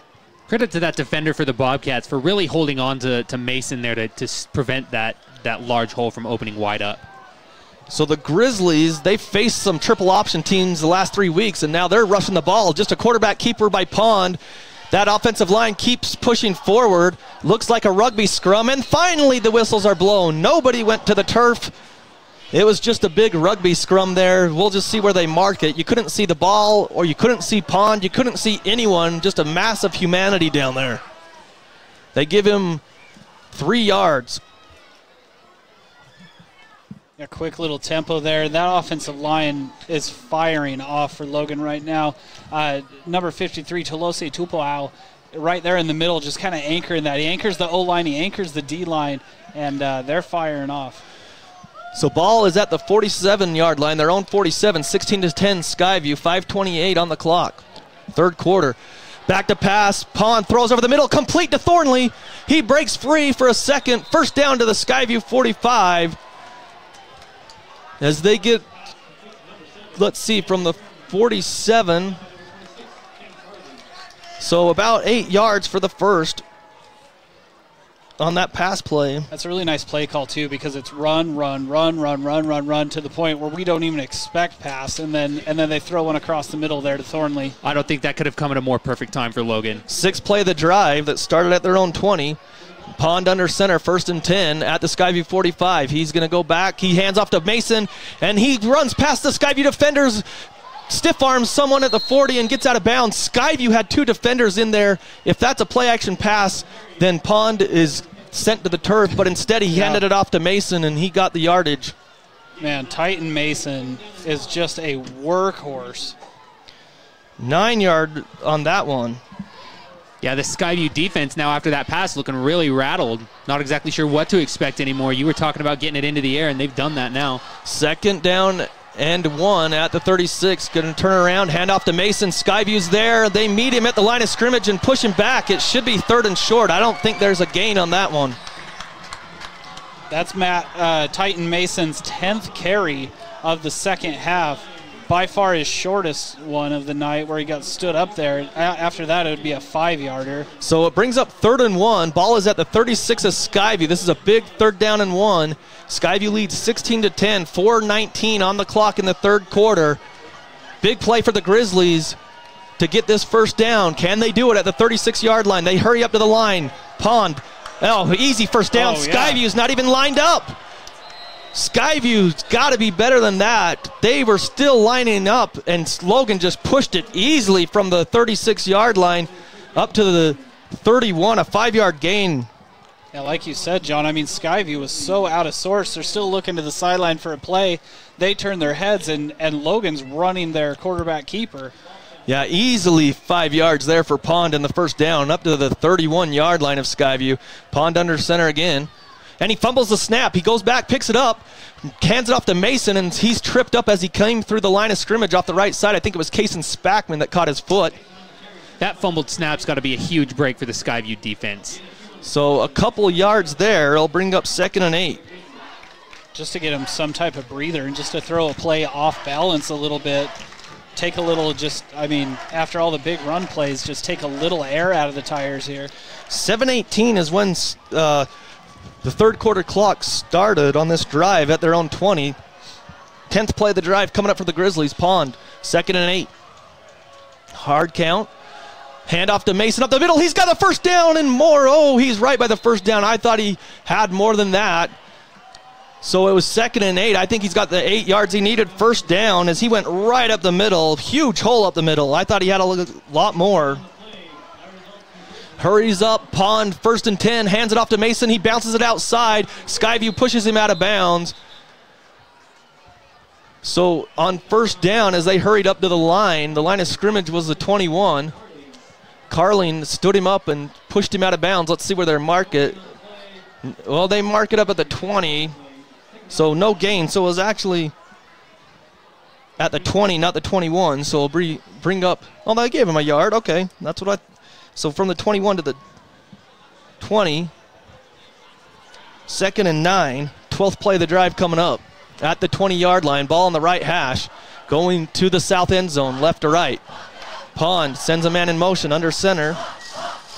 He takes the snap. He's back to hand off to Mason on the right side, and he stood up and taken down after a short gain from the 20 up to about the 18, maybe the 17. We'll give him 3. He'll bring up a 3rd down. Boy, I tell you what, Jackson Bradley really had the number of Keaton Pond back there. If he had just been a little quicker, that would have been a sack for sure. So we're going to call it 3rd down and a long 6. It's probably 3rd and 7. Ball is at the 18. They need to get down to the 11. So 3rd and about a long 6 here for the Grizzlies at the Skyview. Let's see, 18. Pond under center. Skyview shows blitz. Back to the run. Mason, big hole, and he's got it on the first. He's not going to get the first down, but he's up on the right side to the 14. A 4-yard gain. It will be 4th down. All right, what do you do here? If you're, are you going to be Riverboat Bart Bowen, or what are you going to do? It looks like Pond's staying out. 16-10 Skyview. Clock running at 1:42. Ball is on the right hash. It's at the 14-yard line of Skyview. They need to get to the 11. It's 4th and 3. Under center, Pond forward on the sneak. He's not. He's short. From our vantage point, he looks short of the 11. It depends on the spot. Let's see where they spot it. He needed to get to the 11. It just depends on it. Every kid out there's pointing. Logan thinks they have it, and they've got the better vantage point. The Skyview's pointing the other way too. So let's see what. It depends on that spot. That line judge from the outside, he says that they have it, and they do. Yeah. He needed 3, and he got it. First down on the quarterback keeper by Pond. I really like that play call. The smart play, obviously, there is take 3 points, but in a huge rivalry game in the region opener, like you gotta go on 4th down there. Absolutely. So they get down to the Skyview 11, 1st and 10 from the Skyview 11, 16-10 Skyview. Clock at 1:25. Grizzlies trying to take the lead or at least tie it up.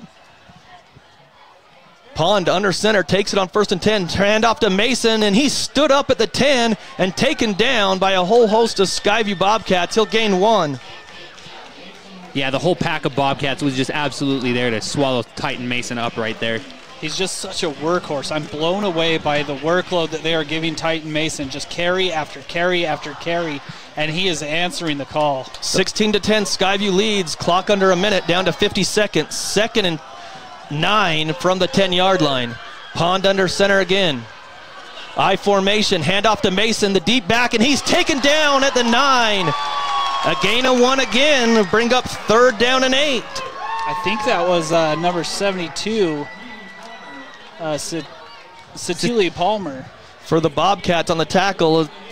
Now it's 3rd down and 8. Clock down to 25 seconds and rolling. This is a big 3rd down for the Skyview defense. I think the Grizzlies are going to take this into the 4th quarter. I don't think they'll snap it, guys. I think they're still in the huddle, clock down to 14, and yeah, they're walking to the sideline, so I think that's going to do it for the third quarter. So when we come back, it'll be 3rd down and 8 from the Skyview 9. That will start the fourth quarter, so we'll take a break and be back. It's 16-10 Skyview, start of the fourth quarter coming up. This is Craig Adams. At Adams Wealth Advisors, we are here to help you receive peace of mind whether you've done a lot of planning or a little planning. Count on our team at Adams Wealth Advisors for honesty, professionalism, and integrity. Visit AdamsWealthAdvisors.com or call 752-1702 to schedule a time with an advisor today. Great Basin Graphics has quality screen printing, detailed embroidery, and award-winning graphic designers. Employees look great and clients will notice. Get your order in today for fall products. Google Great Basin Graphics for screen printing and embroidery, located at 966 West 400 North in Logan.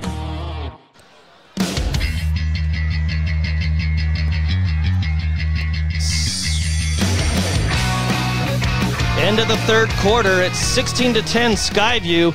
A huge 3rd down and 8 coming up here is what it is at the 9-yard line of Skyview. Grizzlies football to start the fourth quarter as both teams are coming back onto the field. This is a huge stand for the Skyview defense, and the Grizzlies trying to get into the end zone to tie the game and potentially take the lead with the extra point. Titan Mason has 30 carries in this game. 17th play of the drive coming up as well. They've chewed up 7 minutes and 18 seconds the whole of the third quarter that started on their own 20. So here we are. Pond is in shotgun here. A rare shotgun, 3rd down and 8. Timeout. Coach Hal calls a timeout. Didn't like the formation that the Grizzlies came out. We'll keep it here as we just took the break, but we do have a score update again. Want to thank our sponsors, ARS. Got a mess? Call ARS. Brings you this score update here in region play, and I'm trying to find it. Ridgeline had scored again. So Ridgeline, they were 18. Oh, yep, 18. Start of the fourth quarter, 18-0. Ridgeline leads Mountain Crest, and Green Canyon leads Bear River 29-14 with 9.5 to go in the fourth quarter in Garland. And here, Skyview 1-3 on the season. Logan 2-2. Region opener for both of these teams. Looking for a win. Skyview 3-game losing streak, looking to get back in the win column. Logan trying to be at the top of the standings, 1-0 with, it looks like, Ridgeline and Green Canyon. Now, Pond under center on 3rd down. He pitches it to Mason right side, and it's strung out. They don't get the first. We'll see where they mark it. He was at the 9-yard line, and he gets knocked out of bounds maybe at the 8, so another yard gain, and it will bring up 4th down and 7, I think, from the 8-yard line.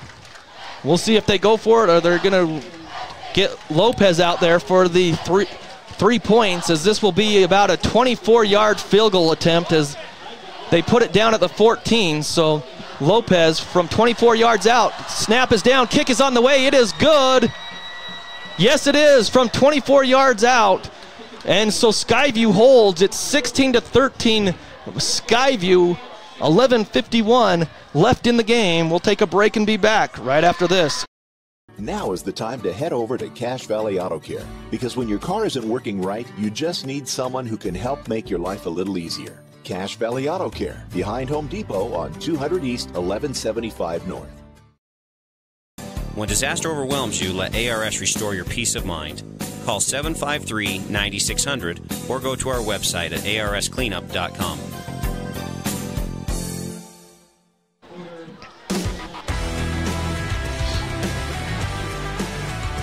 A 24-yard field goal by the Logan Grizzlies cuts into the Skyview lead. Skyview leading 16-13. Still plenty of time in this region opener, as you can see the full moon out there, and with all the fires around the surrounding states, like there's fires up in Idaho and California and everything. That moon looks pretty orangish red. A couple of fires here in Cache Valley too. So 16-13, Skyview leads. With lots of time left, Logan will be kicking off to the Bobcats. There's the kick. It's going back. It'll be returnable as they do pitch it back to the 15, 20, 25, 30, still on his feet, 35, 40, up the sideline to the 45. A great return on that play by the Bobcats. Big heads-up play on that return there. After that huge defensive win to hold the Grizzlies to 3 points. What a heads-up play to get that pitch out. I think that was Williams that took that he pitched headed it out to that Vickers, pitch. I think. Yeah, and you'll see it here on CashValleyDaily.com as Vickers takes off down that far sideline. So with 11:41 left, Skyview clinging to a 16-13 lead to start region play. They're at their own 45. So a great return from about the 15 to the 45, and Skyview Thatcher is in shotgun on 1st and 10. Takes the snap, the play action pass, rolls out, throwback play, wide open, complete! On the throwback, he rolled out to the right, threw back to the left. That's Zamel out there at the 35 of Skyview. Great play call by Brant Reese, the offensive coordinator. So from 45, you got 10, 20 yards on that pass play. Another great pass play there by the Skyview Bobcats, bringing up some really great positive yardage. Thatcher's looking crisp. 1st and 10, Skyview. They lead 16-13 after the 20-yard pass play. Takes a snap, going to hand off to Egbert, and he's bottled up in the backfield. 2 or 3 Grizzlies there in the backfield. Great job by the defensive line to wrap him up. Yeah, Bodie Rudd, one of the first ones there from the defensive line position. 2-yard loss on that run play. So 2nd down and 12 for the Bobcats now. Thatcher in shotgun on 2nd and 12. Ball is at the 37 of the Grizzlies. The bark out the hard count. The Grizzlies flinch but don't come across. 2 receivers to each side for Thatcher. Egbert in the backfield with Thatcher. Takes the snap. He's back to pass. The blitz is on. They set up the screen. It's picked off! Or did he did hold on. It's picked off. What a play! Picked off there by number 53, Telose Tupuau of the Logan Grizzlies. Man, he set that up too. He knew I am blitzing too easily. I need to drop back into coverage. Here's that replay at CashValleyDaily.com. You'll see Thatcher drop back. Instantly, these defenders are coming through. Now watch Tupuau in the middle. Put his big bear claws up there and just bring that thing down for the interception. Huge play for the Logan Grizzlies. So with 10:54 left, Grizzlies have it back. That could be our old gristmill bread and butter play of the game for the Logan Grizzlies. That interception. Just after a huge defensive victory for Skyview, Logan answers with that absolutely massive interception. So 1st and 10, the Grizzlies on their own 42. Pond under center. I'm guessing it's going to Mason on this play, but we'll see. Under center, Pond turns around, hand off to Mason. Up the middle, he's tracked down. Short gain of 1 yard. I'm running out of stat sheet room for Matthew Mason. Well, he's carried the ball a lot tonight. Yeah, he's over 30 carries. As it's 16-13, Skyview clinging to that lead. Great interception. As the Skyview Bobcats were driving, had some momentum, but the Grizzly defense says, nope, we're coming back. 10:24 left to play, 16-13 Skyview. Ball is at their own 43. Pond turns around, handoff to Mason, right side. He's cracked, but breaks those tackles. He's up to midfield and pushed back. He'll be 3rd and about 2. Give him a gain about 8 yards there, John. He is showing his value, and I'm changing my vote from Kennington to Titan Mason for McDonald's Player of the Game for Logan High. So ball is placed at midfield. It'll be 3rd and 2. Ball is sitting right at the 50-yard line. I expect a quarterback sneak. Pond takes it. Quarterback sneak up the middle. 1st down before he's pushed back. No, he's not. He's clear up field past the 45. They've crushed Skyview all day on that quarterback keeper. So 5 yards, 6, 7 yards on for a 1st down. And it's so difficult sometimes to read those quarterback sneaks. Sometimes it's very obvious, other times it's not, but you'd think that Logan or that Skyview would have caught on. I'm blown away by the fact that Titan Mason is able to run like he is. When we faced a Division I commit last week in Skyview and they stopped him. So 1st and 10, again, for Pond under center. Takes the snap. He turns around. He hands it off to Mason up the middle. He's got a huge hole. That's actually not Mason. That's number 35, Ethan Bracken. He's a senior. So Bracken, I believe that's got to be his 1st carry. I don't even remember him. 2nd carry, okay. So he got up from the 43. to 36. I mean, I guess Mason is human, and they have to give him a breath. Maybe just like a little quick shot of water or something, then get back out there. But they are gonna roll with 35 on this one. Second and 3, excuse me. Handoff to Mason up the middle, cracked right there, no gains. That's going to be Bracken again, not Mason. So no gain, I believe, on that play. He'll bring up 3rd and 3. Yeah, it's crazy, just the difference of sending Mason out. And Bracken is a fully capable running back. We've seen it on film. He can do it too, but just Mason has to get a little break over there. 36-yard line of Skyview, 3rd and 3, 8-16 left in the game. 16-13 Skyview, a bunch formation over on the right side. They're going to hand off, fly sweep to Thornley, breaks one tackle, comes up, and he's hit shy of the first down, but it'll be 4th and short. Ferguson on the tackle, Thornley on the fly sweep.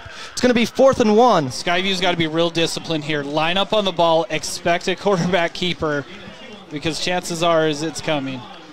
So Thornley gained 2. He needed 3. It's 4th and 1 at the Skyview 34. Logan comes out of the huddle. Pond under center. 4th and 1. They take it. First down. Quarterback keeper easily from the 34 to the 32. He needed 1. He got 2. Yeah, Keaton Pond, an absolutely elite quarterback in 4A football. I'd expect him to be going far. So now they're taking their time. There's a discussion here, and Keaton Pond's going to have to come out for a play. If his maybe that's what the discussion was, is his helmet came off. So if it did, he has to come out of play. Wow, they actually moved the ball back, and then they gave him the first down. The Skyview fans didn't like it. You can hear that they weren't too happy with that spot, but it is a first down. Ball is placed at the 33-yard line of Skyview. 16-13 Skyview. And now if I'm not mistaken, Logan has to either burn a timeout or they have to sit Keaton Pond for this play. Well, I don't know what the discussion is. We'll see. They talked to Coach Bowen. I think he had to come out. They're just going to keep Titan Mason. Titan Mason's going to take a direct snap. All right, so he gets the play call from the sideline. Clock is stopped at 7:34. Skyview leads 16-13. Ball is at the 33-yard line of Skyview. And Mason is in shotgun. 1st and 10 for the Grizzlies. He's going to take it. Direct snap. Runs to the right side. Sheds one blocker, or one tackler, and gets upfield for a first down. Skyview was right there. They just couldn't make the tackle. Yeah, we talked about all the weapons that Skyview has, but Logan really showing their arsenal right now, with Bracken being able to throw in some blocks and take some huge runs.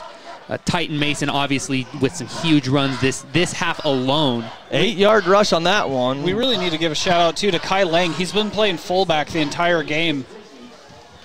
Well, it's at the 25 of Skyview. 2nd down. They turn around, hand it off to Mason right side. I think he's got the first from the 25 up to the 21. We'll give him 4 yards in the first. So Mason another first down. They're in field goal range now, but they want more. They want the leads. They're chewing up clock. They started this possession with 10:54. Clock down to 6:34. They hurry up to the line. Under center again. He's just going to run the quarterback keeper upside, and it's going to be an illegal motion. They weren't set on the far side here, so that will close the momentum a little bit for the Grizzlies, as I guess the receiver didn't quite get set for a second or two. Pond didn't wait for him. That little hurry up from the huddle has been very problematic for the Skyview defense tonight. That's a very lucky break. So, yeah, the wide receiver didn't quite set for a second or two. The ball gets placed back at the 26. It'll be 1st and 15. 6:28 left in the game, 16-13. Skyview clinging to the 3-point lead in the home opener, or the region opener, excuse me. Clock is set for play, and they wind it, so the clock goes under 6:20. Logan gets out of the huddle on 1st and 15. Ball at Skyview 26. Pond under center. 2 receivers to the left, 1 to the right. Running back in motion out of the backfield. The blitz is on. They set up the screen. It's complete to the 20, the 15, the 10, the 5. He is into the end zone, or he's just shy of the end zone at the 1. Absolute heads-up play there by the Logan offense. What a great play. Absolutely disastrous with just under 6 minutes to go for the Skyview defense. Quarterback keeper. And they're into the end zone. Pond takes it under center. He's into the end zone. Touchdown, and the Grizzlies have the lead. 5:41 remain, and the Grizzlies take the lead. This is their first lead of the game since their field goal to start the game. This is going to be this is definitely a big momentum And there's shift. an injured Bobcat down on the field with 5:41 remaining in the game. It's 19-16. The Grizzlies lead after the 1-yard touchdown run by Pond on the quarterback keeper. What a job by the Grizzlies tonight, going on the road in the region opener, and they lead Skyview 19-16 with 5:41 left.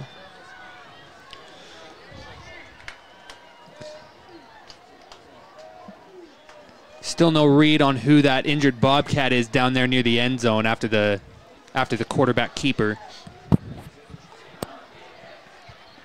See if I can see through the binos here. It looks like, I'm guessing Ferguson, but you hate to speculate. Yeah, it is Ferguson. Mark that number 12. That's Brevin Egbert, not Michael Ferguson. It's Ferguson. I got the binos here. Well, Egbert, Ferguson, one of the two. But Grizzlies punch it in from 1 yard out, and they lead 19-16 pending the extra point. This is a big extra point. It's a 3-point lead now. So the snap is back, hold is down, kick is on the way, and it looks good. And it is. So with the Grizzlies leading 20-16 with 5:41 remaining here in the game, we'll take a break and be back right after.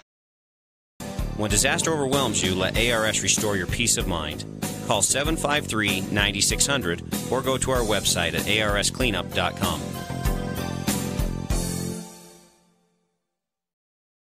RPMs raise your BPMs. Then get up and go.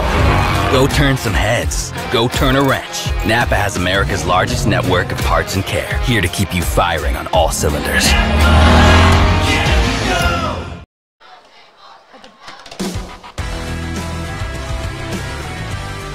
The big play in that drive, 21-yard pass play on a screen for the Logan Grizzlies, got them down to the 1, and then the 1-yard TD run by Pond, and the Grizzlies lead the Bobcats 20-16 with 5:41 here left in the game.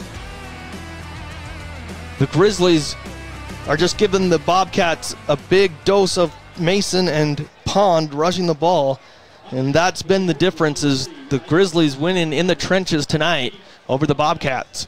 Yeah, losing Michael Ferguson on that play is going to be a big blow to the Bobcats this evening and potentially throughout the rest of the season. Again, you hate to speculate, but that could be a massive loss for this Skyview team.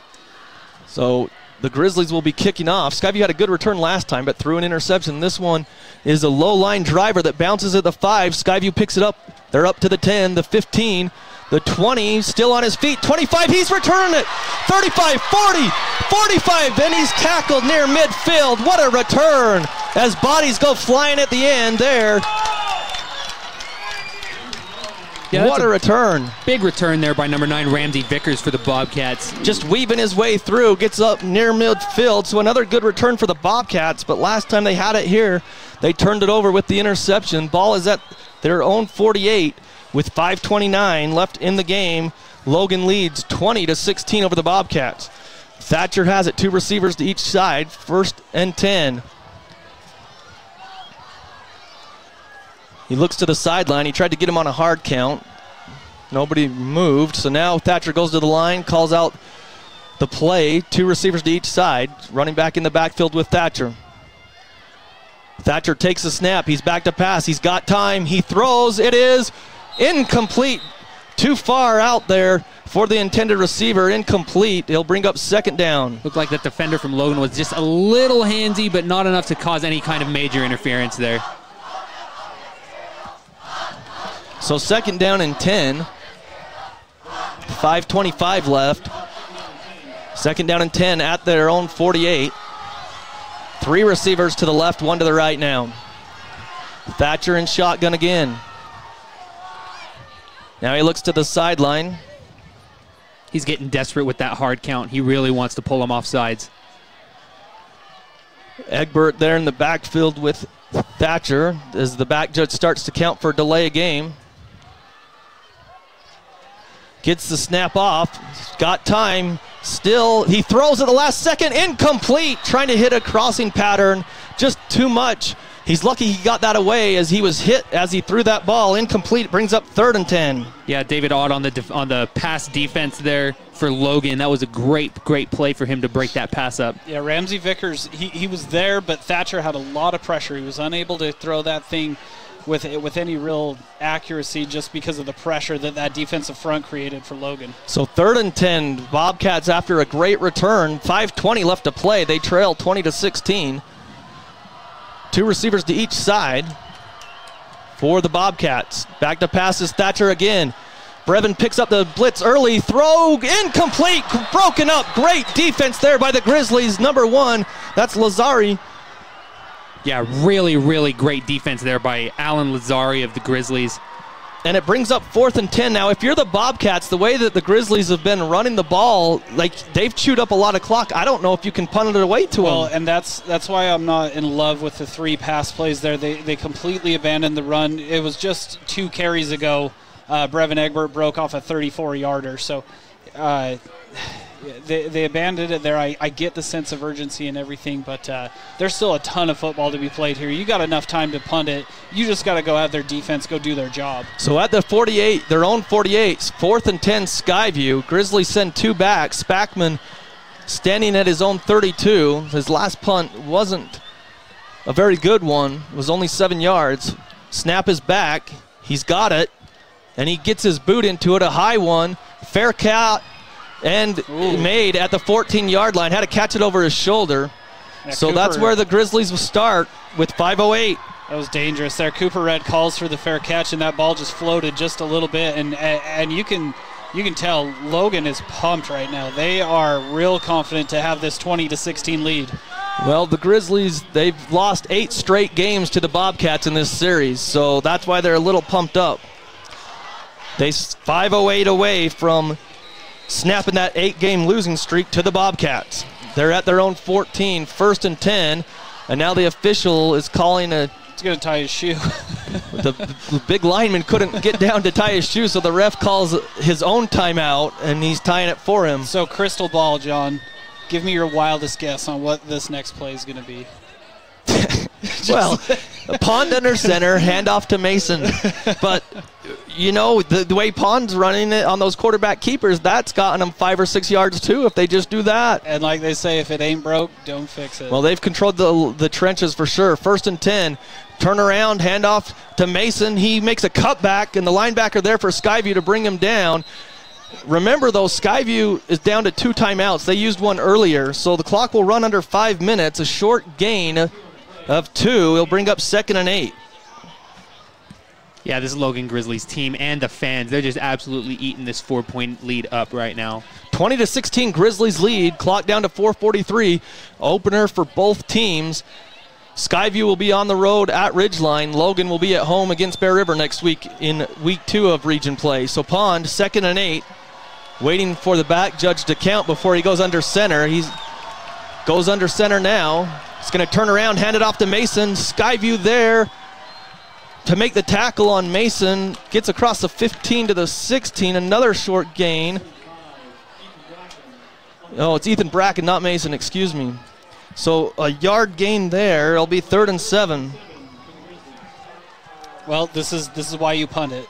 Spackman gets a nice punt. You get a good stop on 1st, decent stop on 2nd. Now you're putting all that pressure on that defense. Make a stop, get the offense the ball back. Under 4 minutes to play. 20-16 Grizzlies. Huge 3rd down and 7 at their own 17-yard line. Pond under center on 3rd and 7. He goes under center, takes the snap. He's going to roll to the right. He hands it off from the backside. They don't make the tackle. 1st down and more. 30, 35, 40. And he's bumped out of bounds across the 40. Spackman for the Bobcats tried to track down the running back in the backfield. He couldn't as he turned on the Jets. What a play.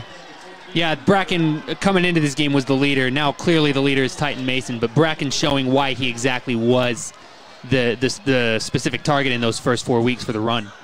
Here's your replay. Sorry, John. He's kind of dead to rights on that right side, but then he just busts it out and gets a really nice gain there for Logan. 20-yard rush. I have it up to the 43, so 1st and 10, clock down to 3:32, and it's stopped right now. 1st and 10, Pond just going to take the quarterback keeper up the middle, and he's taken down across the 45 to the 46. So it's about a 3-yard gain on 1st. I'm just truly shocked the way that Logan is just so able to control this game in the trenches. Well, only because we saw what Skyview did to Mountain Ridge, and Mountain Ridge at least looks like they were a lot bigger. Much bigger. So the 6A school of Mountain Ridge. So 2nd and 7, ball is at the 46 of Logan. Logan leads 20-16. Clock under 3 minutes to play now. Clock running down to 2:53. 2nd down and 7 for the Grizzlies. They lead by 4, 20-16. Pond under center again. It's going to turn around, hand it off. On the right side, it's Bracken, and he's stacked up for a short gain, and there's the whistle for maybe 2 yards, and a timeout Skyview with 2:37. They'll have 1 remaining. It will bring up another big 3rd down. They're going to mark it up at the 48, so a couple of yards.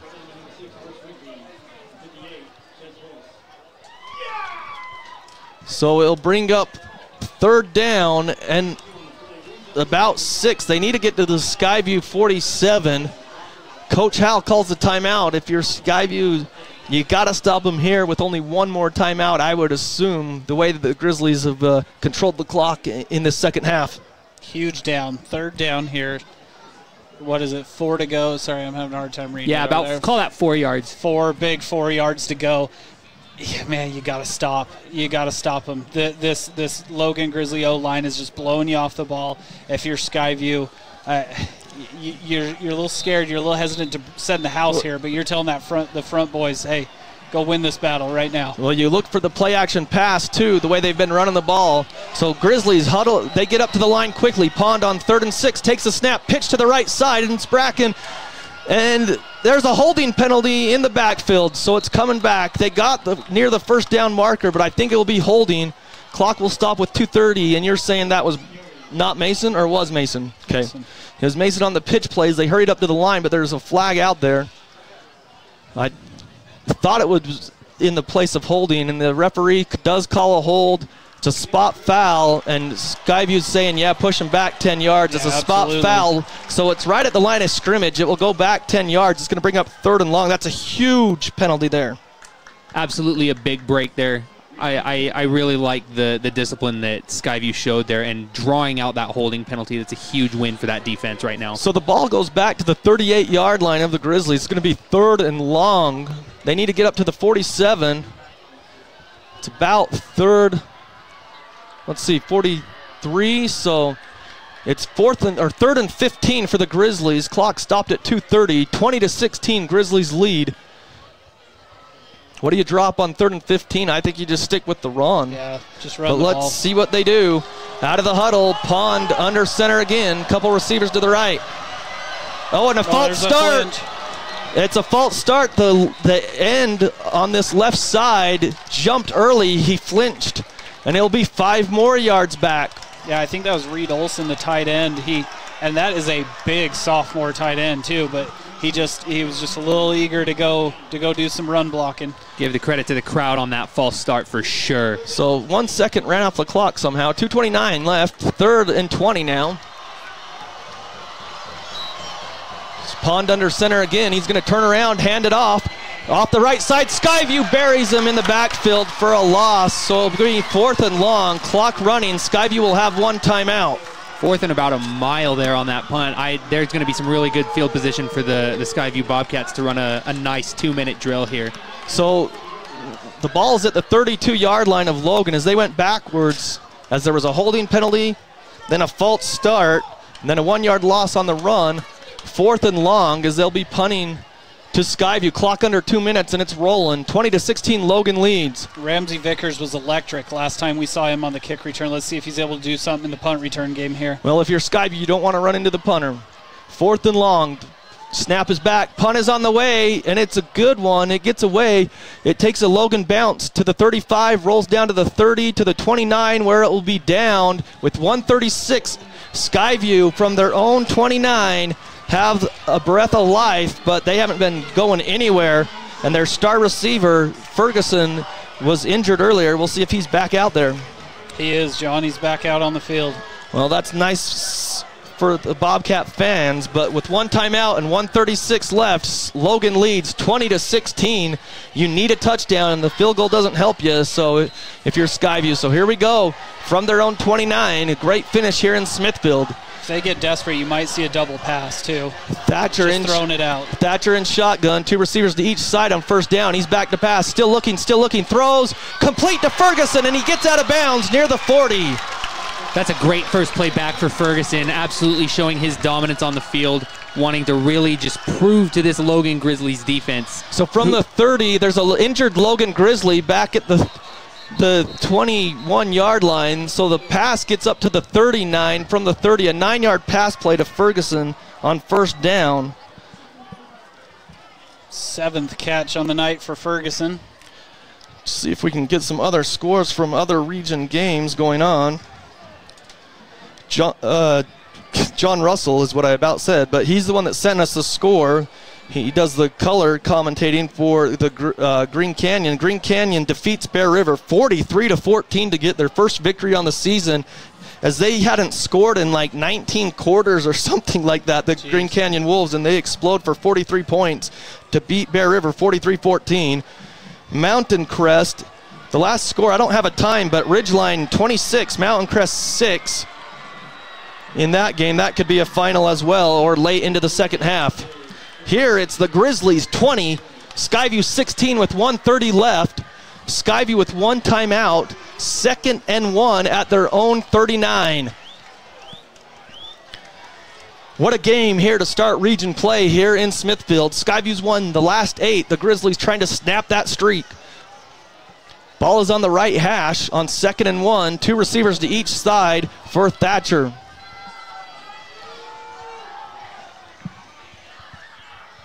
So 2nd down, 1 yard to go from the 39. Just waiting for the official to start play. Well, the officials want some more time added to the clock is what it looks like, Rex. Yeah, and Ryan, that's waiting. Yeah, because the back judge, because they're going to put it down to 129, so they take a second off. You don't usually see that. They usually add time, but they take a second off. 129 left to play. Snap back, handoff to Egbert. First down as Egbert dives forward to the 45. 6 yards for the first. And that's a big 6 yards there by Egbert. Going with some tempo here, too. 1st and 10 Bobcats. Clock is running down to 1:18. Thatcher back to pass on first down. And he throws it, and it's incomplete. Smart play, though. Throws it by Ferguson's feet. Stops the clock with the incompletion. Great play by Thatcher. He takes that sack. It's doomsday. Yep. So with 1 timeout, the Bobcats are at the 45, their own 45, and possibly with the past rule of intentional grounding, they may have possibly called that, but that time it wasn't because he was outside the pocket there when he let it, and it got to the line of scrimmage. 2 receivers to each side. 1:14 left in the game. 20-16 Grizzlies. Bobcats trying to come back.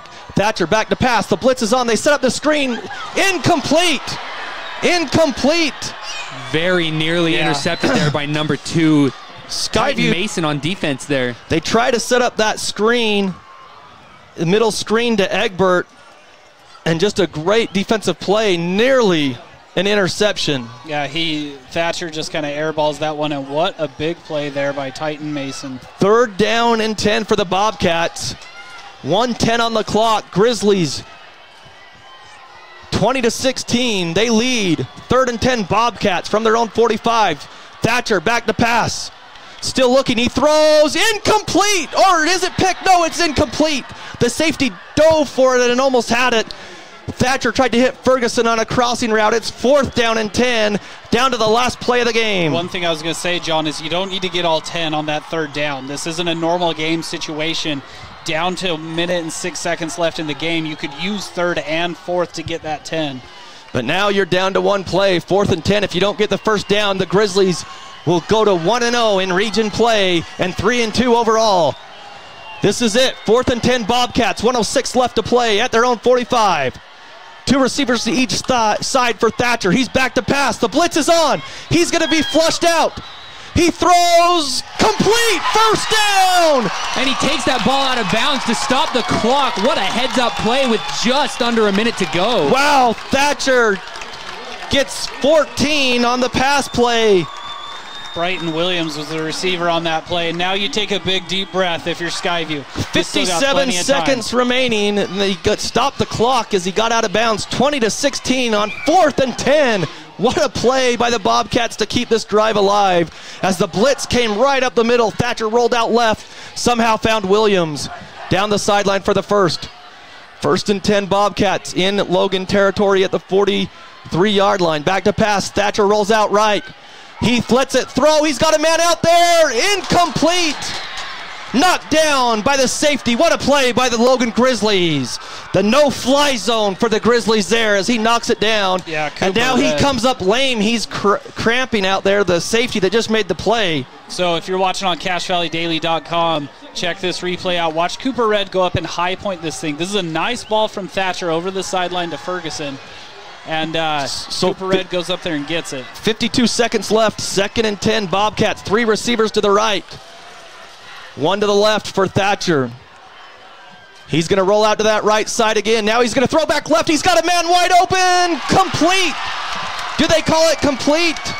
Clock's still going. Oh, they stopped it. 43.8 to go. Just to move the chains. It's a catch. So first down up to the 33. We'll give him 13 yards on the pass play, and the clock should run. Skyview up on 1st and 10. Thatcher rolls out to the right side on 1st and 10. He throws. Picked. Oh, it's almost picked off. Oh, that could have ended it. The Grizzlies right there just couldn't haul it in as it bounces off his chest. I believe that was Lazari. The corner would have picked it off. Thatcher put it right on his numbers. Incomplete. Lazari about ended the game for the Grizzlies. That's the advantage to throwing as hard as you do, as Thatcher does. When you throw it that hard, it's hard for a defensive back to catch it. I thought it was over. Lazari's sure-handed. That time it bounced off of his hands. 35 seconds left to play. Grizzlies lead 20-16. Skyview's trying to come back. And a timeout by the Logan Grizzlies defense as the ball is inside the 30-yard line. It's 20-16. Grizzlies will step aside with 35 seconds. We'll take a short break and be back right after this. A beautiful career in the beauty industry. New Horizons Beauty College is happy to be helping you take a step forward in a new career and your new look. New Horizons Beauty College, moving forward with beauty. Now accepting new clients. Call 435-753-9779.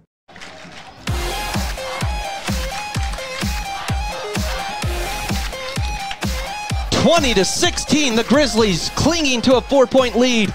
Bobcats trying to come back as the Logan Grizzlies have controlled the trenches this whole second half and controlled the line of scrimmage, doing a great job. About ended it there with an interception on first down. It's going to be 2nd and 10 from the Grizzly 27 for the Bobcats. They trail 20-16 with 35 seconds left to play. Cooper Thatcher looking very calm, walking up to shotgun position. Thatcher takes the snap. He's back to pass. The blitz is on. He throws over the middle. Picked off. It is picked off. Return it for the Grizzlies. He just goes down at the 15 and it's over. That's Thatcher throws the interception. And the Grizzlies are going to go away with the victory there and end that 8-game win streak. It's number 5 for the Grizz. That is Brock Brown with the interception. Absolute heads-up football there. The Logan Grizzlies looked absolutely stellar on defense right there, and Brock Brown just bringing that home for the Logan defense. With 27.4 seconds. That could be an old gristmill bread and butter play of the game for Logan there. That should seal the deal. The 8-game win streak that Skyview's had over Logan looks like it's going to come to an end as Brown with the interception of Thatcher might have sealed the victory. 20-16 for the Grizzlies here on homecoming of the Skyview Bobcats. There was a dead ball foul. for celebrating, I guess. But why not? I mean, have at it. You haven't won for 8. So Pond under center, victory formation, takes the ball. He's just going to down it. Some pushing and shoving at the end of that play. Let's see if the refs can break it up. And as they're just going, the clock is rolling down to 16. And Skyview's not going to use the timeout. It looks like the Grizzlies, they only had it down at once. That's it. They won't have to snap it again. And the Bobcats fall. The Grizzlies are victorious, 20-16, as they come in and steal one from the Bobcats here to start region play. A great victory for the Logan Grizzlies as they defeat the Bobcats 20-16 to move to 3-2 on the season. What a play by the Logan Grizzlies in this game today. We'll take a break and come back and have our post-game show. That's coming up next. It's Logan 20, Skyview 16. That's a final here in Smithfield. Old Gristmill on South Main Logan, 4th North Logan, and now Smithfield offer Cache Valley that famous lunch special and natural bread baked the right way. Get your made-to-order lunch or baked goods at Cache Valley's Best of Northern Utah gold-winning bakery. The Old Gristmill, here for you. Your Cache and Box Elder County McDonald's take pride in being part of our community. Your local McDonald's is hiring with flexible hours, tuition reimbursement, and great pay. Start your career today. Apply at careers.mcdonalds.com. McDonald's is an equal opportunity employer committed to a diverse and inclusive workforce. No matter how cold it is outside, you can keep warm and toasty inside with a quality-built, super-efficient York furnace. Call Advanced Heating and Air Conditioning at 752-7272. Online at advancedheating-ac.com. York, install confidence. Here's today's hot and perfect tip. Don't follow extreme routines. Do your own thing at Planet Fitness. Join now for just $10 a month and cancel anytime.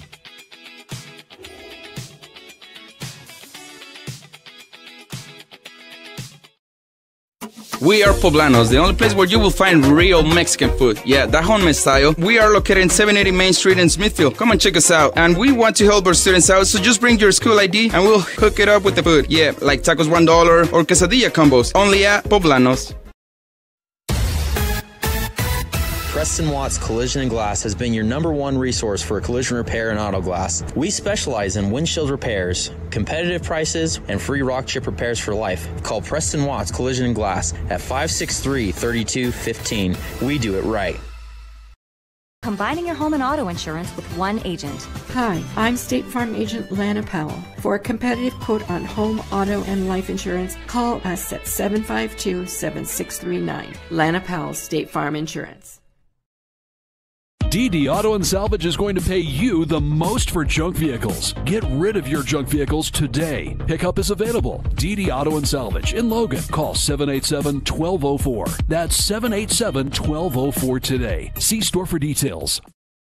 Defense helps win championships. That's true in business too. This is Dave Simmons. Les Olson IT is the best defense for your network. Everything from copiers to outsourced IT services. Les Olson IT.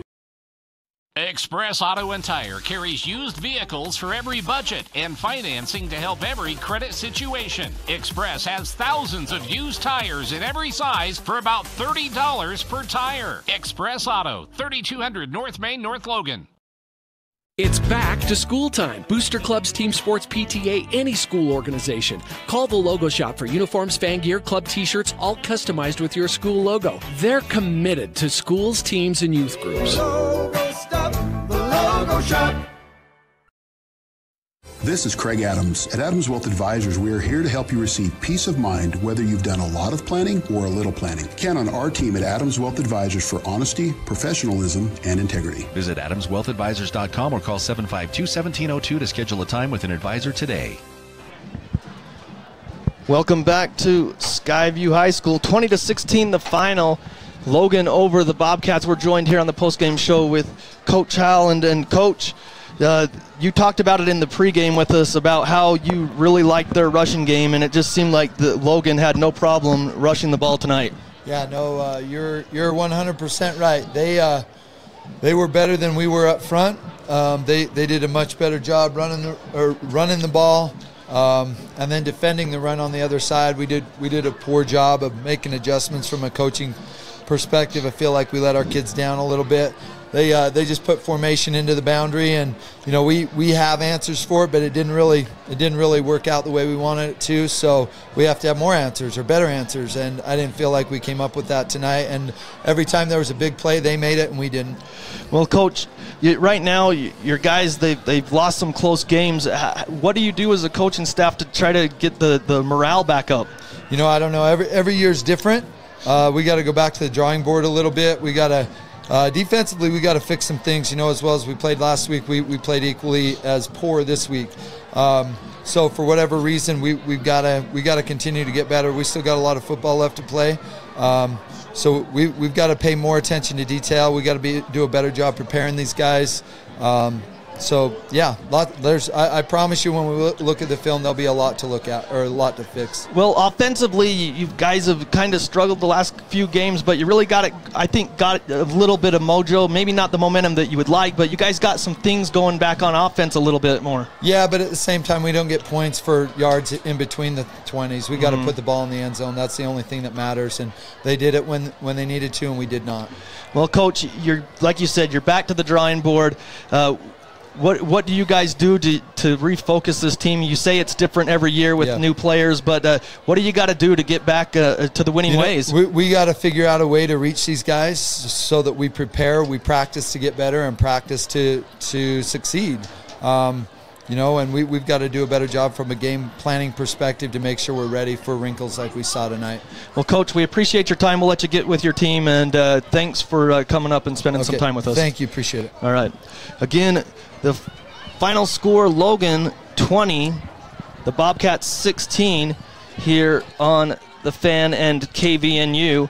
We thank you for listening, but Rex, the Bobcats, they just didn't do enough things, and like Coach said, they just gave up the big plays, and it was when there was a big play, it was Logan that made it. Yeah, and last week, they played the 6A powerhouse in Mountain Ridge, but the difference in that game was they were creating turnovers. They had 3 interceptions defensively. The things were going their way, and plain and simple, Skyview could not stop Titan Mason tonight. Well, one of the adjustments I think that I saw from the film that we watched with the Woods Cross game and that Bonneville game that Logan played, the one thing that I noticed tonight, in those past games, they made the adjustment. They really had some bad snaps, but they were never in shotgun. It was very rare to see shotgun. They were under center. That's maybe something that Logan did, because they stuck with they went tempo a couple times, but for the most part, they didn't do what Skyview's seen a lot of other teams do when they went to tempo. This time, they really went.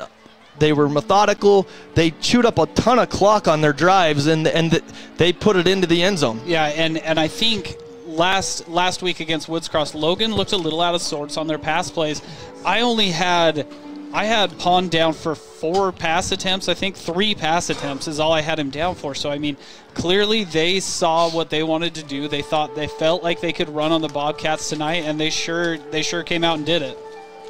Well, the Skyview Bobcats, they face Ridgeline next week in Millville, and there's another team that can rush the ball, so the Skyview Bobcats need to sure some things up before they get into that game this week in practice. But a heartbreaker for the Bobcats. They had beaten the Grizzlies 8 straight games in the series, so overall, the Grizzlies are 33. They lead the series 33-28 over the Bobcats all time, starting back in 1964, but the Skyview Bobcats fall to 1-4 overall. The Logan Grizzlies move to 3-2 in the standings overall. So we're going to step aside again and take another break. When we come back, we'll have our final stats of the game. We'll come up with a Skyview player of the game, a Logan player of the game, also the Skyview bread and butter play of the game, and the Logan bread and butter play of the game. That's all coming up next. Again, Logan with the victory, 20-16 over the Skyview Bobcats. This is Craig Adams. At Adams Wealth Advisors, we are here to help you receive peace of mind whether you've done a lot of planning or a little planning. Count on our team at Adams Wealth Advisors for honesty, professionalism, and integrity. Visit AdamsWealthAdvisors.com or call 752-1702 to schedule a time with an advisor today. Great Basin Graphics has quality screen printing, detailed embroidery, and award-winning graphic designers. Employees look great and clients will notice. Get your order in today for fall products. Google Great Basin Graphics for screen printing and embroidery, located at 966 West 400 North in Logan.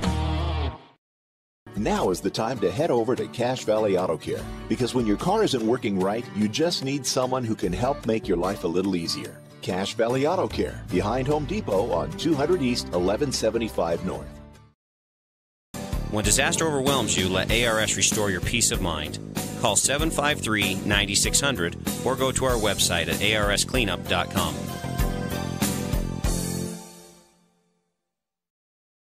RPMs raise your BPMs. Then get up and go.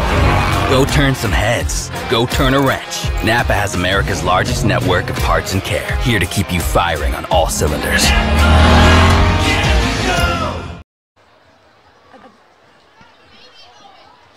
Welcome back to Skyview High School. Here in the booth, John Newbold, Rex Davis, and we'll get Ryan Lawrenson in here in a second. We were expecting to go to our game cam there, and it surprised us that it was gone. So again, 20-16, Logan with the victory here on the post-game show.